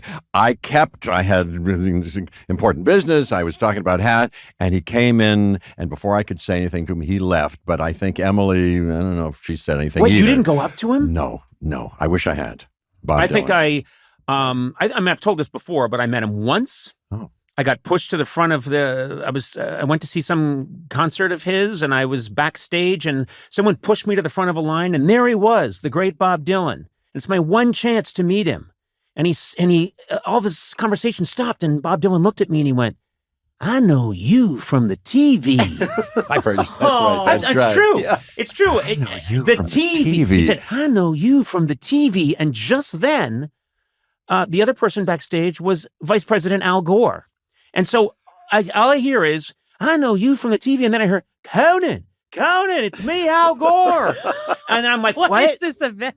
And I go, what? Really? We're all there for a concert to see Bob Dylan perform. And he goes like, I love rock and roll, and suddenly he's talking to me, and I see Bob Dylan scuttle away. I was cock-blocked with Bob Dylan by Vice President Al Gore. That's a true story. If you had told me that wasn't a true story, but that was a dream you had last night, it would be just as credible. Yeah, and then, trust me, I wanted to detach Gore's tongue from his body to get him to stop yapping at me. No, I'm sorry. All due respect to the former vice president and, of course, a leading figure in climate prevention change. Just another nocturnal emission happening. Yeah. You know what? He does this to me. Jeff Goldblum does this to me. You're not wrong. He unmans me. Yeah. You're just bewitching, and this is joyous. Yes. I'm going to take these things. I'm going to try that. Look at that. I just matched you. Huh? What do you think, man? Now, You got the best. You know what? I'll keep coming up to the mic. I love these things. Fuck these things. Let's take these off. Sona, do it. Oh, I don't know. I'm Yeah, too do scared. it. Do it. No, put it back. Hurry, they're burning. Hey, check me on this. Who's got better hair than this man? You're just, The two of you. No, you. Come No. on. Mine is more of a caricature. You have. No, That's you. fantastic. That's fantastic. Incredible. And my hair heroes, you're one of them. The other was Jack Lord in Hawaii Five-0. Oh, yes, Jack. Remember, he had Lord. that big sweep. Very nice. And yeah. then my heart was crushed because I found out on this podcast. Remember who we were talking to, who did a scene with him? Who was a child actor at the time? Was it Kurt Russell? Who himself has amazing hair. Yeah, who himself has amazing hair. But Kurt Russell's talking to me and went, yeah, I was a kid actor and I did a Hawaii Five-0 and they were doing my shot, so the camera wasn't on Jack Lord, and he took his hair off. And I said, what do you mean he took his fucking hair off? And he said, well, it was a piece. And I went, I didn't know it was a piece. Well, did you know? Go ahead and take yours off. No. I'm looking at you now. We're talking hair, and I'm thinking my favorite haircut was shaved head, bald. Oh, And really? I'm looking at your head, and I said, this man would look wonderful with a bald head. Should I go for it? Have you ever Never had a shaved it? head. I've never had a shaved It's head. really nice. Have you guys? Never. None of you guys? Uh-oh. Yeah. Well, you were college, a terrible skinhead for a while. It also He had wasn't really my weird- choice. My friends did the thing where Oh. they shaved my head. And, but Tattooed did a dick on his you face. like it? Finally, did you get into it? you know what? There's I will some- say I did like it. It's you feel so like clean, Yeah, smooth. well, it's very, at first it feels, like you're just your forehead, but up here, and then you get this shark feeling. Yes. It feels like shark skin. Yeah. And you get a little velvet Yeah. thing. Oh, this is And- erotic. it is. A cat's It is. tongue, a And little the bit of a way- cat's The way tongue. water hits on there and stays in there But when you also take a shower. the no Yeah. fuss, no muss. I mean, I'm 6 hours every morning with my hair There team. you go. You know, they're using curlers, they're injecting. Oh wow! This various, is after 6 hours. Yeah. Oh, okay. And it just then I was in a terrible accident.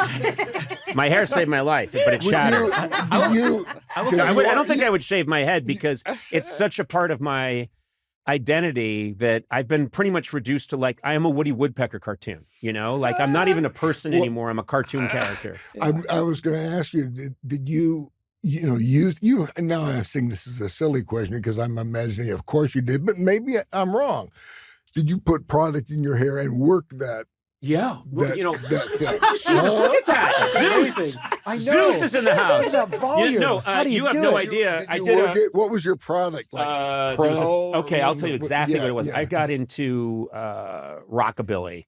That was my first love, rockabilly music. Uh-huh. And I would play the Oh, old, man. like, Burnett Brothers, and I grew the sideburns. And I realized my hair would do that. So I first Oh, you must have. Oh, piled of it up. course. And I used this stuff that a friend of mine turned me on to. He was like, use 10X. And there was this stuff they made called 10X. And you'd put it in your hair and then you could comb it up. Yeah. And I was doing this in the 80s. Not a lot of other people were doing it. And then I got a job on The Simpsons. I remember I'm at The Simpsons and I'm a writer, producer, and I have these sideburns, Eisenhower jacket with the collar flipped up, hair. Oh. And I'd walk in, the writers would be like, what are you doing? This isn't a production of Grease. Writing The Simpsons. I'm like, hey, man, leave me alone. You know, but I don't know what it was. I was, that's what I wanted to do. And so my first big magazine cover was Rolling Stone, and they put me on the cover of Rolling Stone. And this guy had this idea, which is, he took my hair and then he added these extensions and we blew it way out. Oh. And it's one of my favorite. I've seen it, like it's in an airport somewhere where they just put Rolling Stone covers up, but mine was one of them. And the hair, it's like 50 pounds of hair in a giant wave on my head. And it looks absolutely insane. But I was like, in my mind, even though that's a joke, that's what I really wanted it to be. And still do, you know. Well, and you must do that. I do it sometimes, and my wife is like, "Can't we go?" Yeah. Not yet. I need more mayonnaise for my quaff. How about a duck tail? Never did the You ducktail. never did it. No. That's kind of classic rockabilly. I know. I didn't do the ducktail. Yeah. But I just got lost in all that craziness. I don't know. It comes down to this for me. I think there's a lot we do that's compulsion that I can't even, you know. When people tell their story, they act like they made choices and they forged who they are. And more, I think, I don't know. Yeah. My life is a bunch of synaptic misfires. And now here I am. I'm, you know, the hair, the choice of so many things. That's has very just been- dudist. You No, know? but it is. I mean do. it. I mean it. Yeah. And I say It's good. misfires, No, I like meaning it. I have a.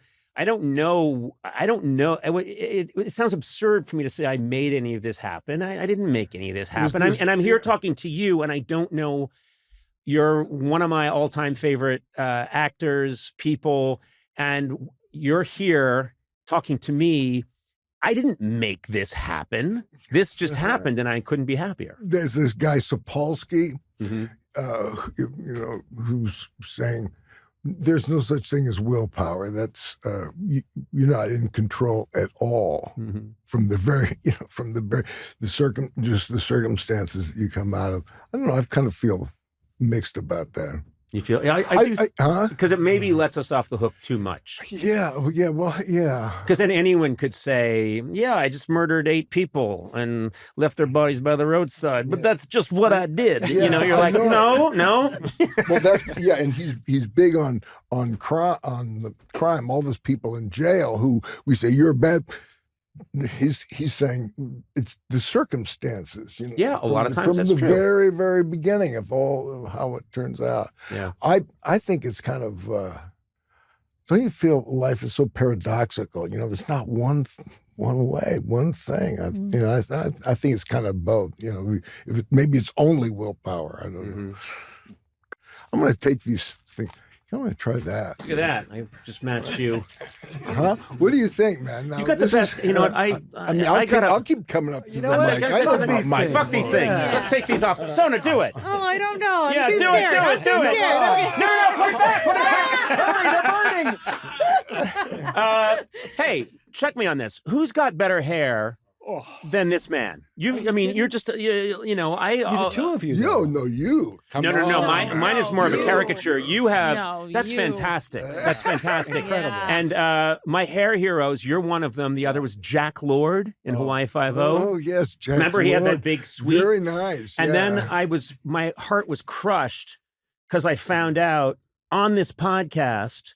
Remember who we were talking to, who did a scene as terrific a career as you've had as an actor. Music haunts you. You know, you grew up playing music, and you really were seriously considering: am I going to go into acting, or am I going to be a musician? Like, there's a fork in the road, and I feel like it's something you're still wrestling with. That's fine. Kind of dancing with it, man. I don't know. I think maybe it's kicked my ass, basically. I think at this moment, I don't know if I'll get back into it as strongly as I did after Crazy Heart. You know, right around when I did your show. You came on my show to do Crazy Heart, which was this phenomenal movie, phenomenal performance. And, you know, at 60, whatever I was, 62, whatever, I finally had my Beatle moment, you know, because there's nothing like playing in a band. You're a musician, you know, and it's just like, it's so great to do that. My buddy T-Bone, you know, when we did Crazy Heart together, he did all the, you know, most of the music for it. And after Crazy Heart, I got my, you know, music, you know, I was tickled. I said, well, I got some more tunes to do, Bone, you know. And he said, sure. And so we did an album, and then I get a band. He said, well, I'm going to get the band together, and all these friends I got in Santa Barbara. And I had that, I'm being triggering myself here. I had my Beatle moment with my band at a Lebowski Fest. Yes! Oh, man. So it all came together. Oh, and you're playing to a sea of dudes. You know, oh, man. Woo. No, but you know what's so nice is, I don't know about you, my experience has been, I've had, and Sona, you were along for the 2010 experience where I went on this tour and there was a lot of music and crazy crowds, and we did comedy, but I got to have my moments of soloing in front of a sold out, like multiple tier. And it was just, it was a crazy experience. Yeah. And what would happen is I'd start to think to myself, hey, you know, I think I could do, this is what I could do. This is what I could do. And you know what always resets it? I'm around a Jimmy Vivino or a Jack White or any of these guys who really does it. And I go, oh, like, oh, I see. Oh, and it's, I'm constantly being humbled by people that I love it. It's fun. I like to do it for fun.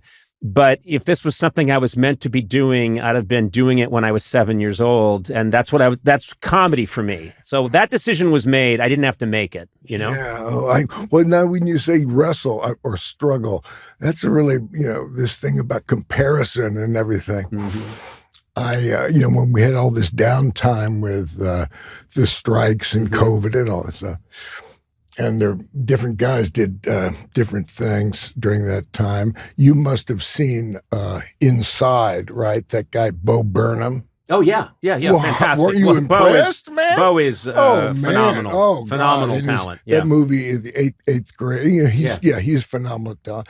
So I had a bunch of time, and you're, you know, a creative person. You said, what am I going to do, you know? So I decided I'll go back in my mind, my music mind, and discover old tunes and things that I'm what am I, 74? I say, how to perfect all that stuff going to a music, you know, that's a lot of effort. There's a lot of things I like, you know, slowing down, not doing as much as I might have when I was younger. I said, I've got all these things, you know, I'll just play with them. And I started going on the internet and finding things to juxtapose these tunes, you know, and then I would take my little iPhone out and I'd do things and juxtapose this. Create. I had played fun. And I said, okay. work with this other guy who knows how to make websites. Yeah, why not release this? I mean, why not? I'm just sharing, man. This is my offer. This is what I got, and listen to it. There's so much shit out now, isn't there, man? Yeah. I mean, there's so much going on. Yeah. So I said, well, why not put your shit out there? So I decided to release this thing called Emergent Behavior, volumes 1 through 5, so that's what I've done kind of musically, and that's where I'm at. And I don't know, I feel kind of spent. I don't know if I'll do volume 6 or what, but it was interesting, what you were talking about, comparing yourself to the Beatles or these guys, And wow, that really gets in our way, man. Well, comparison, because ultimately, isn't the spot that you want to get into where it's doing you? You're not even doing it, with what you do. I'm sure you get into that place all the time. Oh yeah, and just not take it too damn seriously, man, and let the thing come through what it wants to do. Don't be so ego tripping, like just right. They what is it? There's a famous quote that I'm not coming up with right now, but it's like comparison is the death. Is the thief of joy. Is the thief of joy. Thank you. Oh, I thought it was Aaron Blair was the thief of joy. Oh, but and then it goes on further from there, and also Aaron Blair. No, but thank you, Aaron. That was, I don't want, I punish a guy for having the right answer. I know. It's so, welcome to Stalin's holiday camp. But on the other side of that, practice, man. Like you say, that's what I regret, not woodshedding. I've got some friends that did it, when they were 12, and now they're just so facile. They can play whatever they want. It's humbling. But, I think the bigger point is comparison gets you nowhere. And trust me, I'm sure there are many actors that have hurt themselves by comparing themselves to you, like your career, what you've accomplished. They've hurt themselves. Unnecessarily. Do you know what I mean? It's just, you can't get into that game. I just been hanging out with a guitarist. Do you know Blake Mills? I know the name. Oh, man, you got to check him out. Here's another, we're talking music. Wolfpack, do you know them? No. Oh, you know that there? And the Fearless Flyers. Blake has a great version of Signed, Sealed, and Delivered that he plays with the Fearless Flyers. It's really amazing. Remarkable. I just always find people will ask me who are your favorite groups, and I'll say it's not even about a group for me.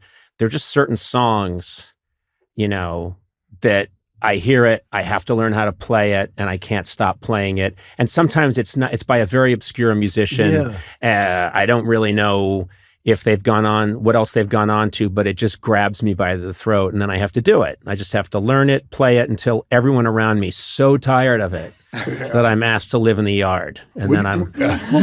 You must have seen Standing in the Shadow of Motown, didn't you? Yeah.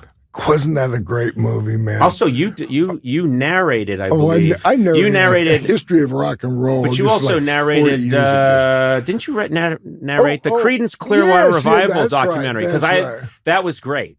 And I remember thinking, great. The minute I love them, but then the minute you were narrating it, I thought, oh, this is the right guide to take me through CCR. Yeah, absolutely. I got to play with him. Got on stage and played at Fogerty? What's the motorcycle? Sturgis. Oh yeah. You played with John Fogerty. Yeah, man. Do you remember what you singing? No, we sang. I sang. I got to sing. I left the guitar work to John. You know what's becoming clear to me? You were not acting in The Big Lebowski. Everything I see, you're like, yeah, man. That's where now you just get like a White Russian and just start drinking it and going, a lot of angles. You let the dude do you. Yeah, exactly. The dude did you and then never left. And then never left. Hi, my name is JB Smooth. Hello. And I feel frustrated about being Conan O'Brien's friend. Why would you be frustrated? Or over it. I feel over it. That's not a good word. Yeah. I feel over this. No, I'll go with frustrated. Yeah, wait a minute. Why did you go from frustrated to over it? Here's what it is. We've been through this before, man. I tried to help you before, but you refused to take the help. See, here's the language that's wrong. Okay. See, here's the language. Conan What's it? Conan needs a friend. Did you have to just check the sign I just want to make sure. to see what my name is? No, not you. I've known you for like I want to make sure years. I tell you. No, make sure I tell you what the word in here that needs to go away. Conan needs a friend, right? What's the wrong word? What's the bad word? It's need. Yeah, You're there you too go. needy, man. Well, we've been through this. We See- talked about it at the top of the show. I focus on the one gentleman who doesn't want to listen to the podcast, and that's all I can think. And yes, I'm too... JB. So, see, here's the thing. You're trying to find a friend. Yeah. This is the wrong way to do it, man. You're trying to find a friend. Conan, sometimes, you got to take a friend. See, here's what you do. Wait a minute. Hold on a second. Take a damn friend. Robert, That's taking a very creepy turn. No, you too busy trying to find a friend. You need. You like that, son? Is that a good Conan impression? Yeah, it is. It's perfect. It's spot on. That's a good one. You know what I'm saying? You need a friend. Okay, I'm take it Conan. You need a friend. Be my friend. Maybe Gourley, you'd like to try one. I need a friend. Oh, help me. Be my friend. This is eerie to see. I'm looking at 3 B's right now, and I can't decide which one I am. So you think it's too needy? Too needy. It's too needy. It's too needy. You are too busy trying to find a friend when you should be taking a friend. When you see. Again, that's a very. It sounds like it involves duct tape and chloroform. You know. Look, when you see a group of people having a great time, they all laughing and joking around, they having a ball. You go over there and take the one you want. Here's what it's like.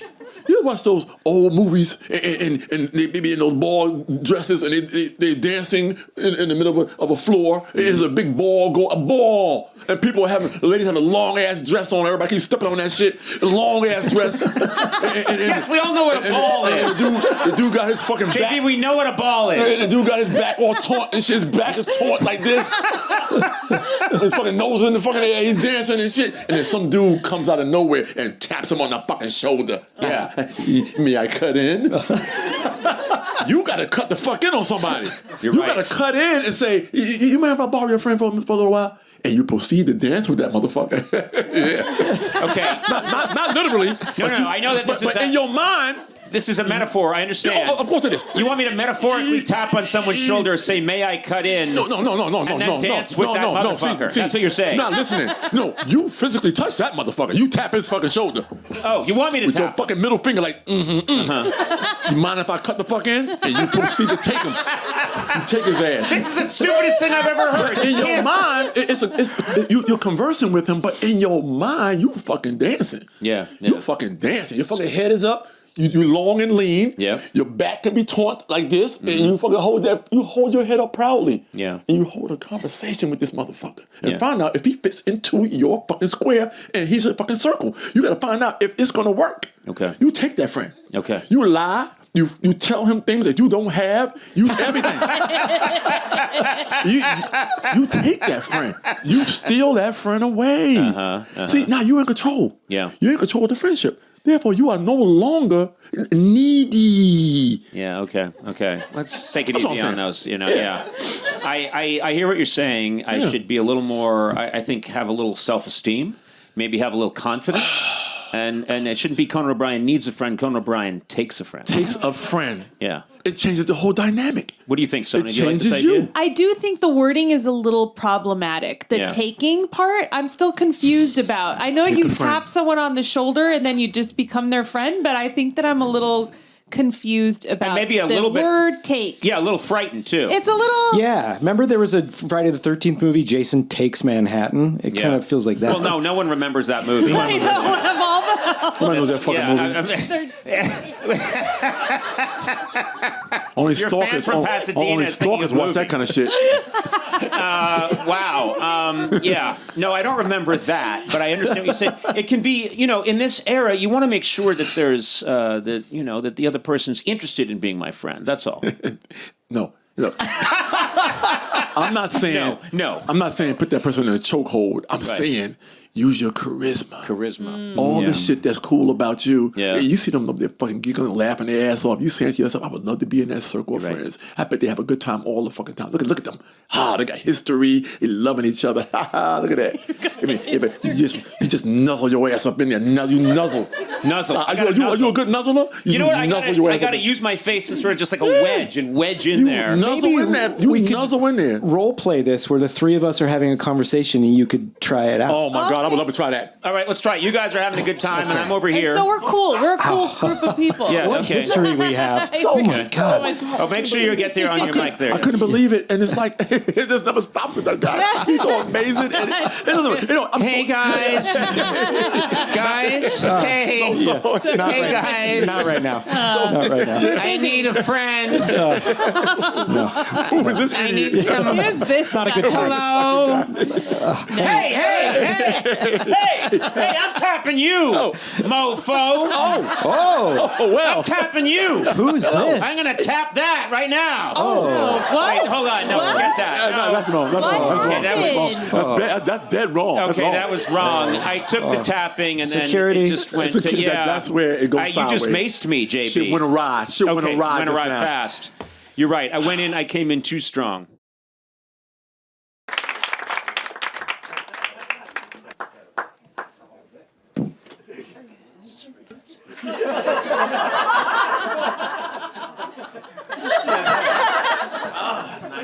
Love a nice vest. He just removed Matt Gourley's sweater vest. I don't know where you're gonna run into a good V-neck. Wow.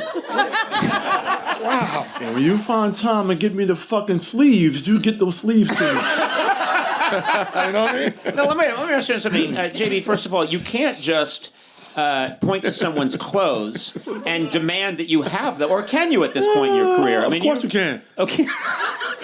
Fashion is an amazing thing, and you know what? They have something called the bow tie exchange program. You know what that is? If I'm walking down the street and I see another bow tie guy and I got my bow tie on and his bow tie matched my outfit better than the damn bow tie I got on, I take his bow tie.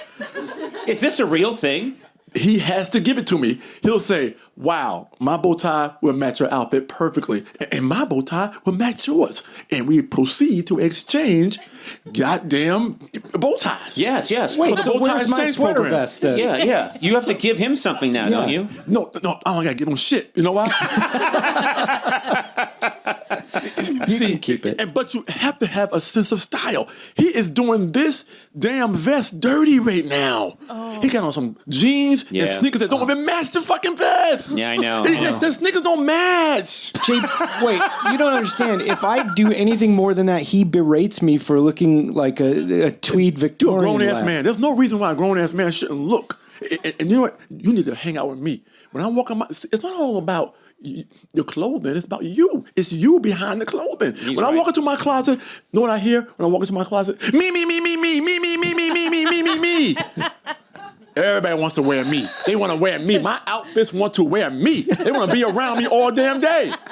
Those are your outfits talking to you in a high-pitched voice. My clothes want to be around me. Sometimes I got to get in the dryer with my clothes on. You hear me? me. Wait a minute. Okay, so Everybody want me to wear them. You know what I mean? I have to say- Turtleneck, shut up. It's 95 degrees outside. Not right now. Sit your ass the fuck down, turtleneck. And shut up. You came into the room 20 minutes ago. I showed up, and then you walk into the room, and I thought, how am I going to get on stage with this man? You are the best dressed man in show business. Hey, you really man, are. you know. This man is always impeccably dressed. You have a lean silhouette. You are in fine shape. Your shoes are fantastic. Impeccable. Yeah. You're supposed to act a little shy, you know? You're not supposed to say, yes, impeccable. Look at the heels on those shoes. Those have diamonds on them. These are... See, I always tell everybody out there, you know, I give good advice sometimes, and sometimes I give fucked up advice. Well, I'll tell you one thing. You can't go wrong with a pair of great shoes. You can match those shoes up with anything, and they last forever if you take care of them. You know how many times I changed the sole on these shoes? Is that a rhetorical question? 4 times, man. 4 times. Wait, I've never replaced soles on a pair of shoes. If you take care of the leather and you condition it constantly, you can replace the sole on a great shoe, especially a Louis Vuitton. A Louis Vuitton, they will replace every goddamn thing. Okay, but wait a minute. What kind of way is that to spend a life? That's how they do it. I feel like now you go home and you have to go. There are things you want to do. You want to spend time with your wife. You want to do something fun, have a nice glass of wine. But no, you have to go and start rubbing conditioner into your shoes. That's something I don't have to worry about. Here's what fashion does. Sometimes fashion makes an appearance and goes away. You can't find these shoes nowhere. You can search the internet far and wide. You will not find these goddamn shoes. You better off catching the dude wearing these, sleeping on a train, and take them fucking shoes off his goddamn feet. I don't think that's right. I think that's called stealing. So, gentlemen, I admire what you're doing because you, Miles, for putting up with JB, and JB, you for offering this unique power that you have to mesmerize people, slow them down. And you're doing it to me right now. I'm speaking. Oh, yeah, you better more slow down. slowly. Yeah, see, you're more calm. I'm ready to accept what I'm going to give you. Let me look. Matter of fact, just don't even worry about the door. Leave the window wide open. Just leave it open. Leave the window open. Okay, just leave it open. Cold out. I know it's chilly. I know it's chilly. See. Now you're thinking about the cold and not thinking about accepting what I'm giving you. Okay. So don't worry about metaphorically. Leave the window open. Hey, look, just leave the window open. Okay, and if you were really doing me a favor, just like those old TV shows, you would have a nice pie sitting on that windowsill to cool off. You understand? You want a cooling pie on the window. That's what they do.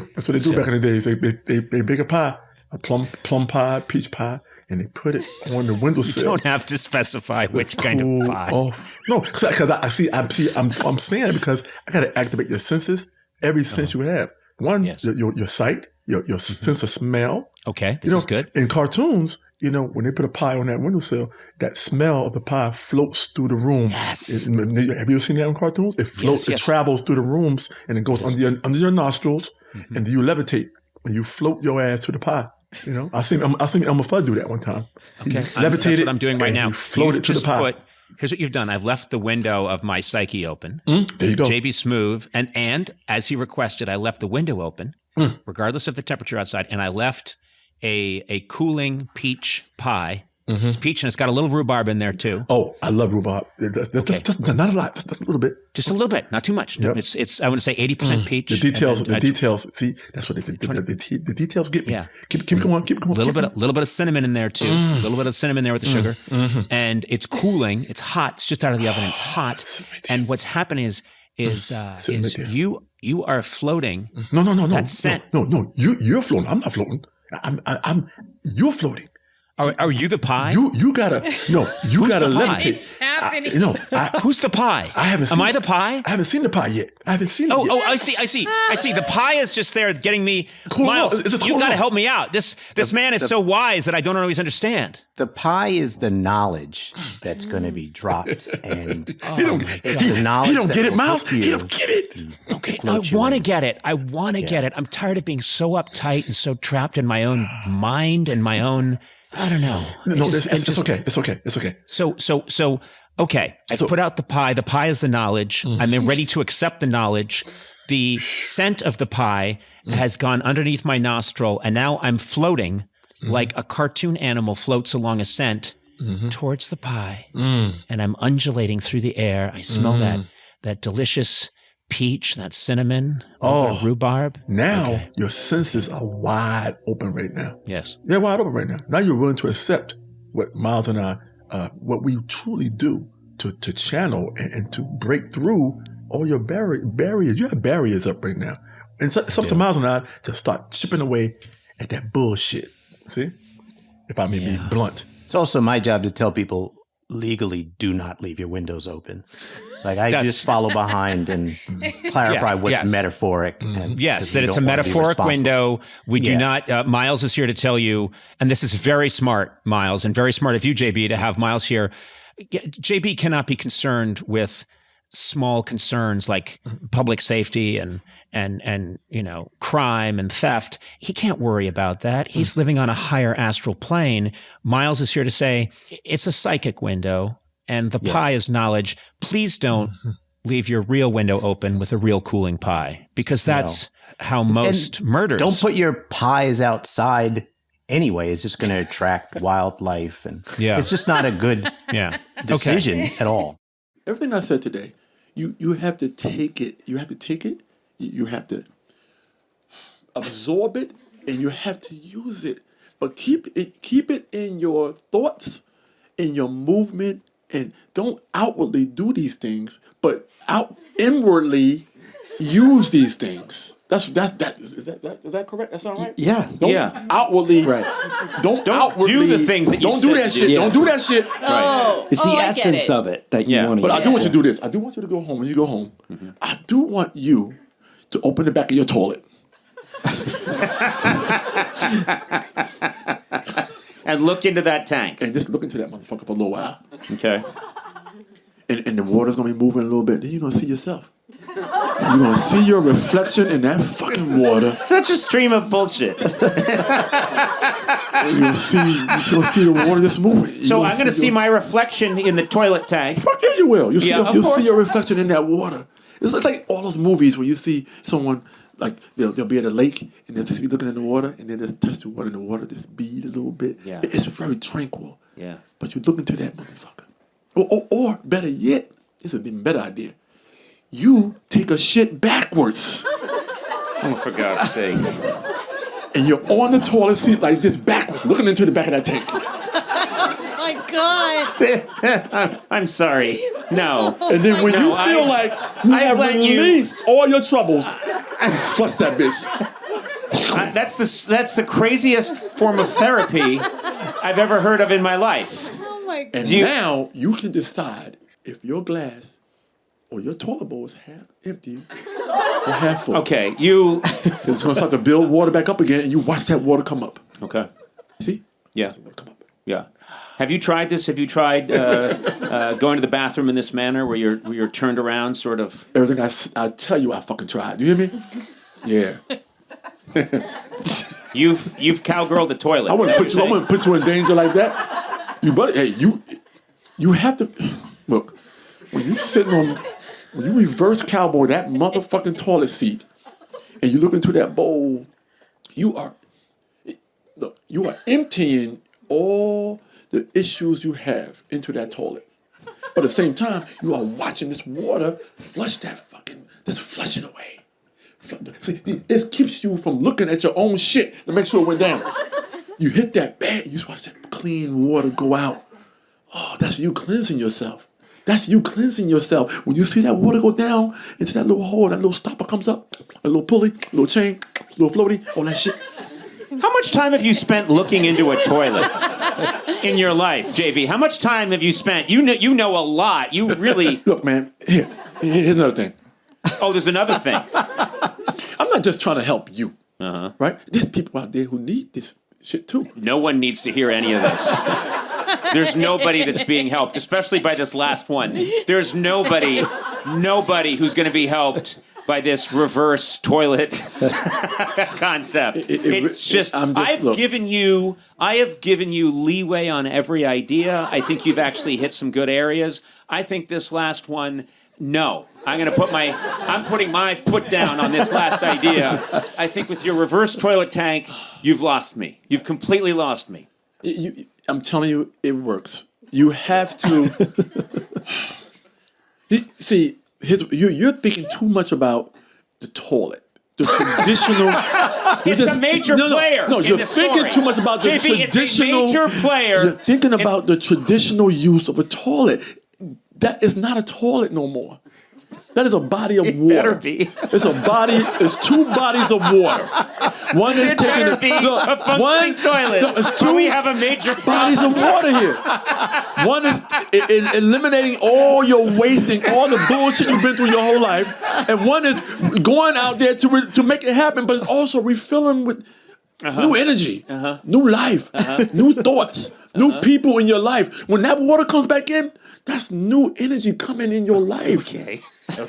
Metaphorically speaking. Yes. Oh, yes. Don't do any of this stuff, right? Yeah. Do you want people to do this last one? I told you earlier, you think about this. You don't physically do it. Good. You got to be there. Your soul got to be there, though. Yeah. Your soul got to be sitting on that toilet. Okay. And you got to see it. Oh, well, okay. You got to see yourself sitting there when you're sitting still. If you're sitting down right now, you're sitting down in a sitting down position. Yeah. You could easily do this right here. Yeah. Okay. Well, no, I'm not going to do that. And your mind would be on that toilet backwards. Yeah. Yeah. Yeah. Okay. I'm just trying to help.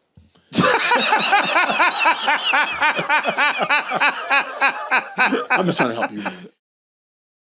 When I first heard that you were doing The Little Mermaid and I heard King Triton, I was thinking, okay, I'm trying to, and this is live action, this is not animated.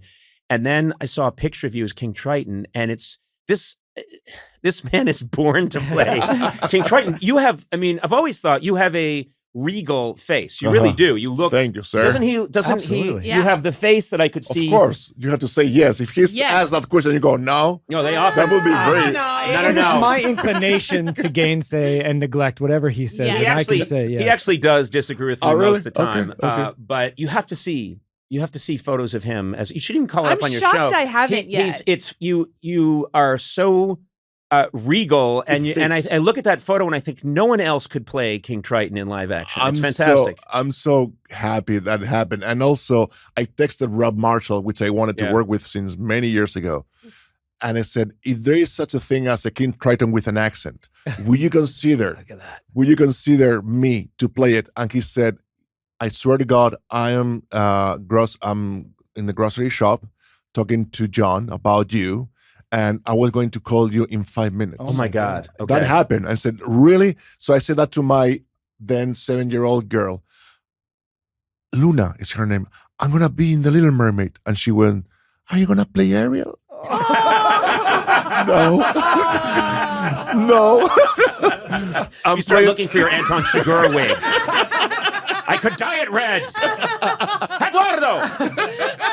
Now I want to see you as Ariel, though. Oh my God. He's that good an actor. He can do anything. I know. I know, but I said, no, I'm going to play the father. And she was crying. Oh, I'm so happy. So I was like, Rob, you can't imagine how happy you made me and my daughter by this offer. So it's and they are watching the movie in Spain in the premiere, and I can't wait for them to see it. You know, it's fascinating because this is a classic. Little Mermaid is, I mean, they're going to be thrilled. I had the experience of 10 years ago when my kids were much younger, they would have a show that they loved. And then I would get contacted by that show coincidentally, and they would say, do you want to play this small part in an episode? And I'd say, yeah, I'll do that. Sure. And I'd tell the kids and they'd be, yay. So I'd go and I'd record it and do my small part. And everyone would say that was great. And then it's animation. It takes a while. And then 2 years later, I'd say, hey, guys, it's coming out. I'm in that show. And they'd be like, we don't watch that anymore. Absolutely. And that's happened to me, I think, 3 times where I'm trying to time what my kids think is cool. And by the time I do it, they're like, no, that's over. But this will not happen to you. No, but absolutely. Like my child, Leo, is 12 now. Mm-hmm.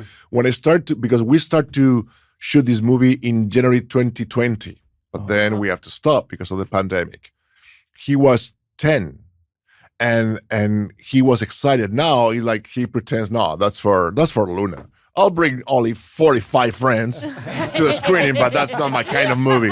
So yeah, right. But 3 years ago, he was like, yeah. But now he will love it. That's why I do Dune as well for him. I do Dune for him. I do Mermaid for her. And some things, and I get the paycheck for both. Which is good too, because they have to go to college. It helps. The Dune movies are so visually stunning. Yeah. I mean, just crazy. I was mind blowing. And even though when I was first watching it, the first Dune that came out a few years ago, I didn't understand the significance of every single moment, but as a whole, it was so beautiful and powerful. Yeah. It just looks different. You know, we're flooded with so many intergalactic movies. Yeah. And then there's so much artistry absolutely in the Dune films. I think Denis really has created something unique in the sense that he really created a universe. I mean, everybody that works in those movies are at the top of their game. The wardrobe, the lighting, everything, the designs, everything. So the first one was amazing, but I think the second one, I haven't seen it, but I was there. I think the second one is gonna be really something out of proportion, in the sense that the sets that I saw, the sets that they built, they were huge, and they were filled with so much art inside, and the lighting and the wardrobe, everything is really magical. I saw the trailer, and I called Denis like, man, what is this? I'm in it, and I can't believe I'm in it, because it's one of those movies that you feel like an actor. Oh, I wish I could be in one of those. Well, I'm in it. So it's and he's adorable. He's a great. Have you ever interviewed Denis Villeneuve? No, I have not. He's great. No. He's great. rumored for the next Bond film too, which I really? think would be amazing. Yeah. Oh, really? I don't know. He will do it for sure, amazingly well. For this movie, how does it work? Are they using wires? Are you in a harness? How does it work when you're doing a live action Little Mermaid? I have no idea. It's all in the studio, and they put us in these rigs and called fork, whatever. I don't know. It's what is some stuff that the Olympic athletes use in order to try to train to make leaps on the air. Oh yeah, flips on the air. And what they do is they put you in a harness, and there's a long arm, and then you can go vertical, you can go horizontal, you can go like this because they move it, and it takes like 6 to 10 people around the machine to move it around. So it's a choreography. You have to talk to the director. Will say, I want him here and then there, and then here goes up, here goes down. And you have to do your fishy moves, like with the shoulders, to make believe that you are a fish. And please tell me they call them fishy moves. That's how I called it. I know. It was perfect. I just wish that was actually in the dialect they used. Yes. And I don't know how they do it. I saw the movie and still don't believe how good it looks. You know what's interesting is the amount of trust Absolutely. you have to have. You know, we're having this moment here. You're there. I see you. We're a couple of inches apart, and this is it. And this is a situation where you're getting all this makeup, and then you're being put in the Fishy Move 4000 machine and spun around. And it's total trust that someone's going to take care of this, and then it's going to look awesome. Absolutely. And the only thing you have to do is to try to learn the lines, say the lines, and forget about the whole noise around you, because it's huge, and try to be honest and try to go back to what it means to perform and be able to be relaxed within all of these things around you, because as you said, it's a big leap of faith. And then with that, somebody else will do something else. And when I watch the movie again, yes, of course, there's a lot of CGI, but it's so beautifully done. It's so realistically done. And at the same time, it has so much magic that I'm not pulled off by it. I go like, wow, I believe that they're under the water. It's something else. It's something else. But I mean, it's been true since The Wizard of Oz. You can have all that stuff, but you look at the quality of the acting in The Wizard of Oz, and that's what makes you, it sucks you in every time. Now, they had the most sophisticated sets. They had, color for the first time.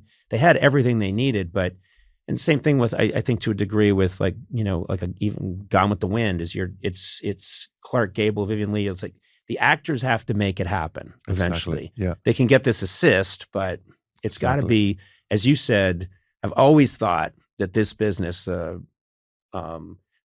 always thought about my profession was I need to learn. All I've done is tried to learn how to be natural in a completely unnatural situation. Absolutely. Which was for years, it was lights, a band. Ladies and gentlemen, Javier Bardem. You come out, I've never met you. We've just done a sketch where a bear masturbated, and then you come and sit down and we're supposed to have a real conversation, but there's an audience there. And I always realized, it's just learning to make that honest in a completely ridiculous situation. Absolutely. And that's hard. And also do it over and over and over again. So it's not, as Marlon Brando said, everybody's a performer because we all act in our lives in order to survive. but the professionals have to repeat it constantly, and that's true. And also do it on command. Command. And Exactly. go, And go. action. Yes. And then you have to have Exactly. that scene. Exactly. Anton Chigurh has to walk into that gas station and have that scene, even though you're not ready, you don't feel like. But that's also just the training. Absolutely. The years and years of training. Yeah, the training, and also there's a moment where you have to let go, and embrace the fear and say, okay, I can't control anything anymore, and it's all about getting lost in what you're doing and try to find meaning or sense in the journey while you're doing it, rather than going with everything marked and knowing where you're heading and what's the goal. No, you just go there. You work hard in order to understand the whole picture. Now you jump into the abyss and see if it makes sense. But again, it's movies, so somebody will make sense of it. If you didn't make the sense, somebody will make it happen. In theater, it's different, of course. Theater, it's like, okay, you are so exposed that if you get lost, then people will notice. Right. You actually see them get up and start to walk out. Exactly.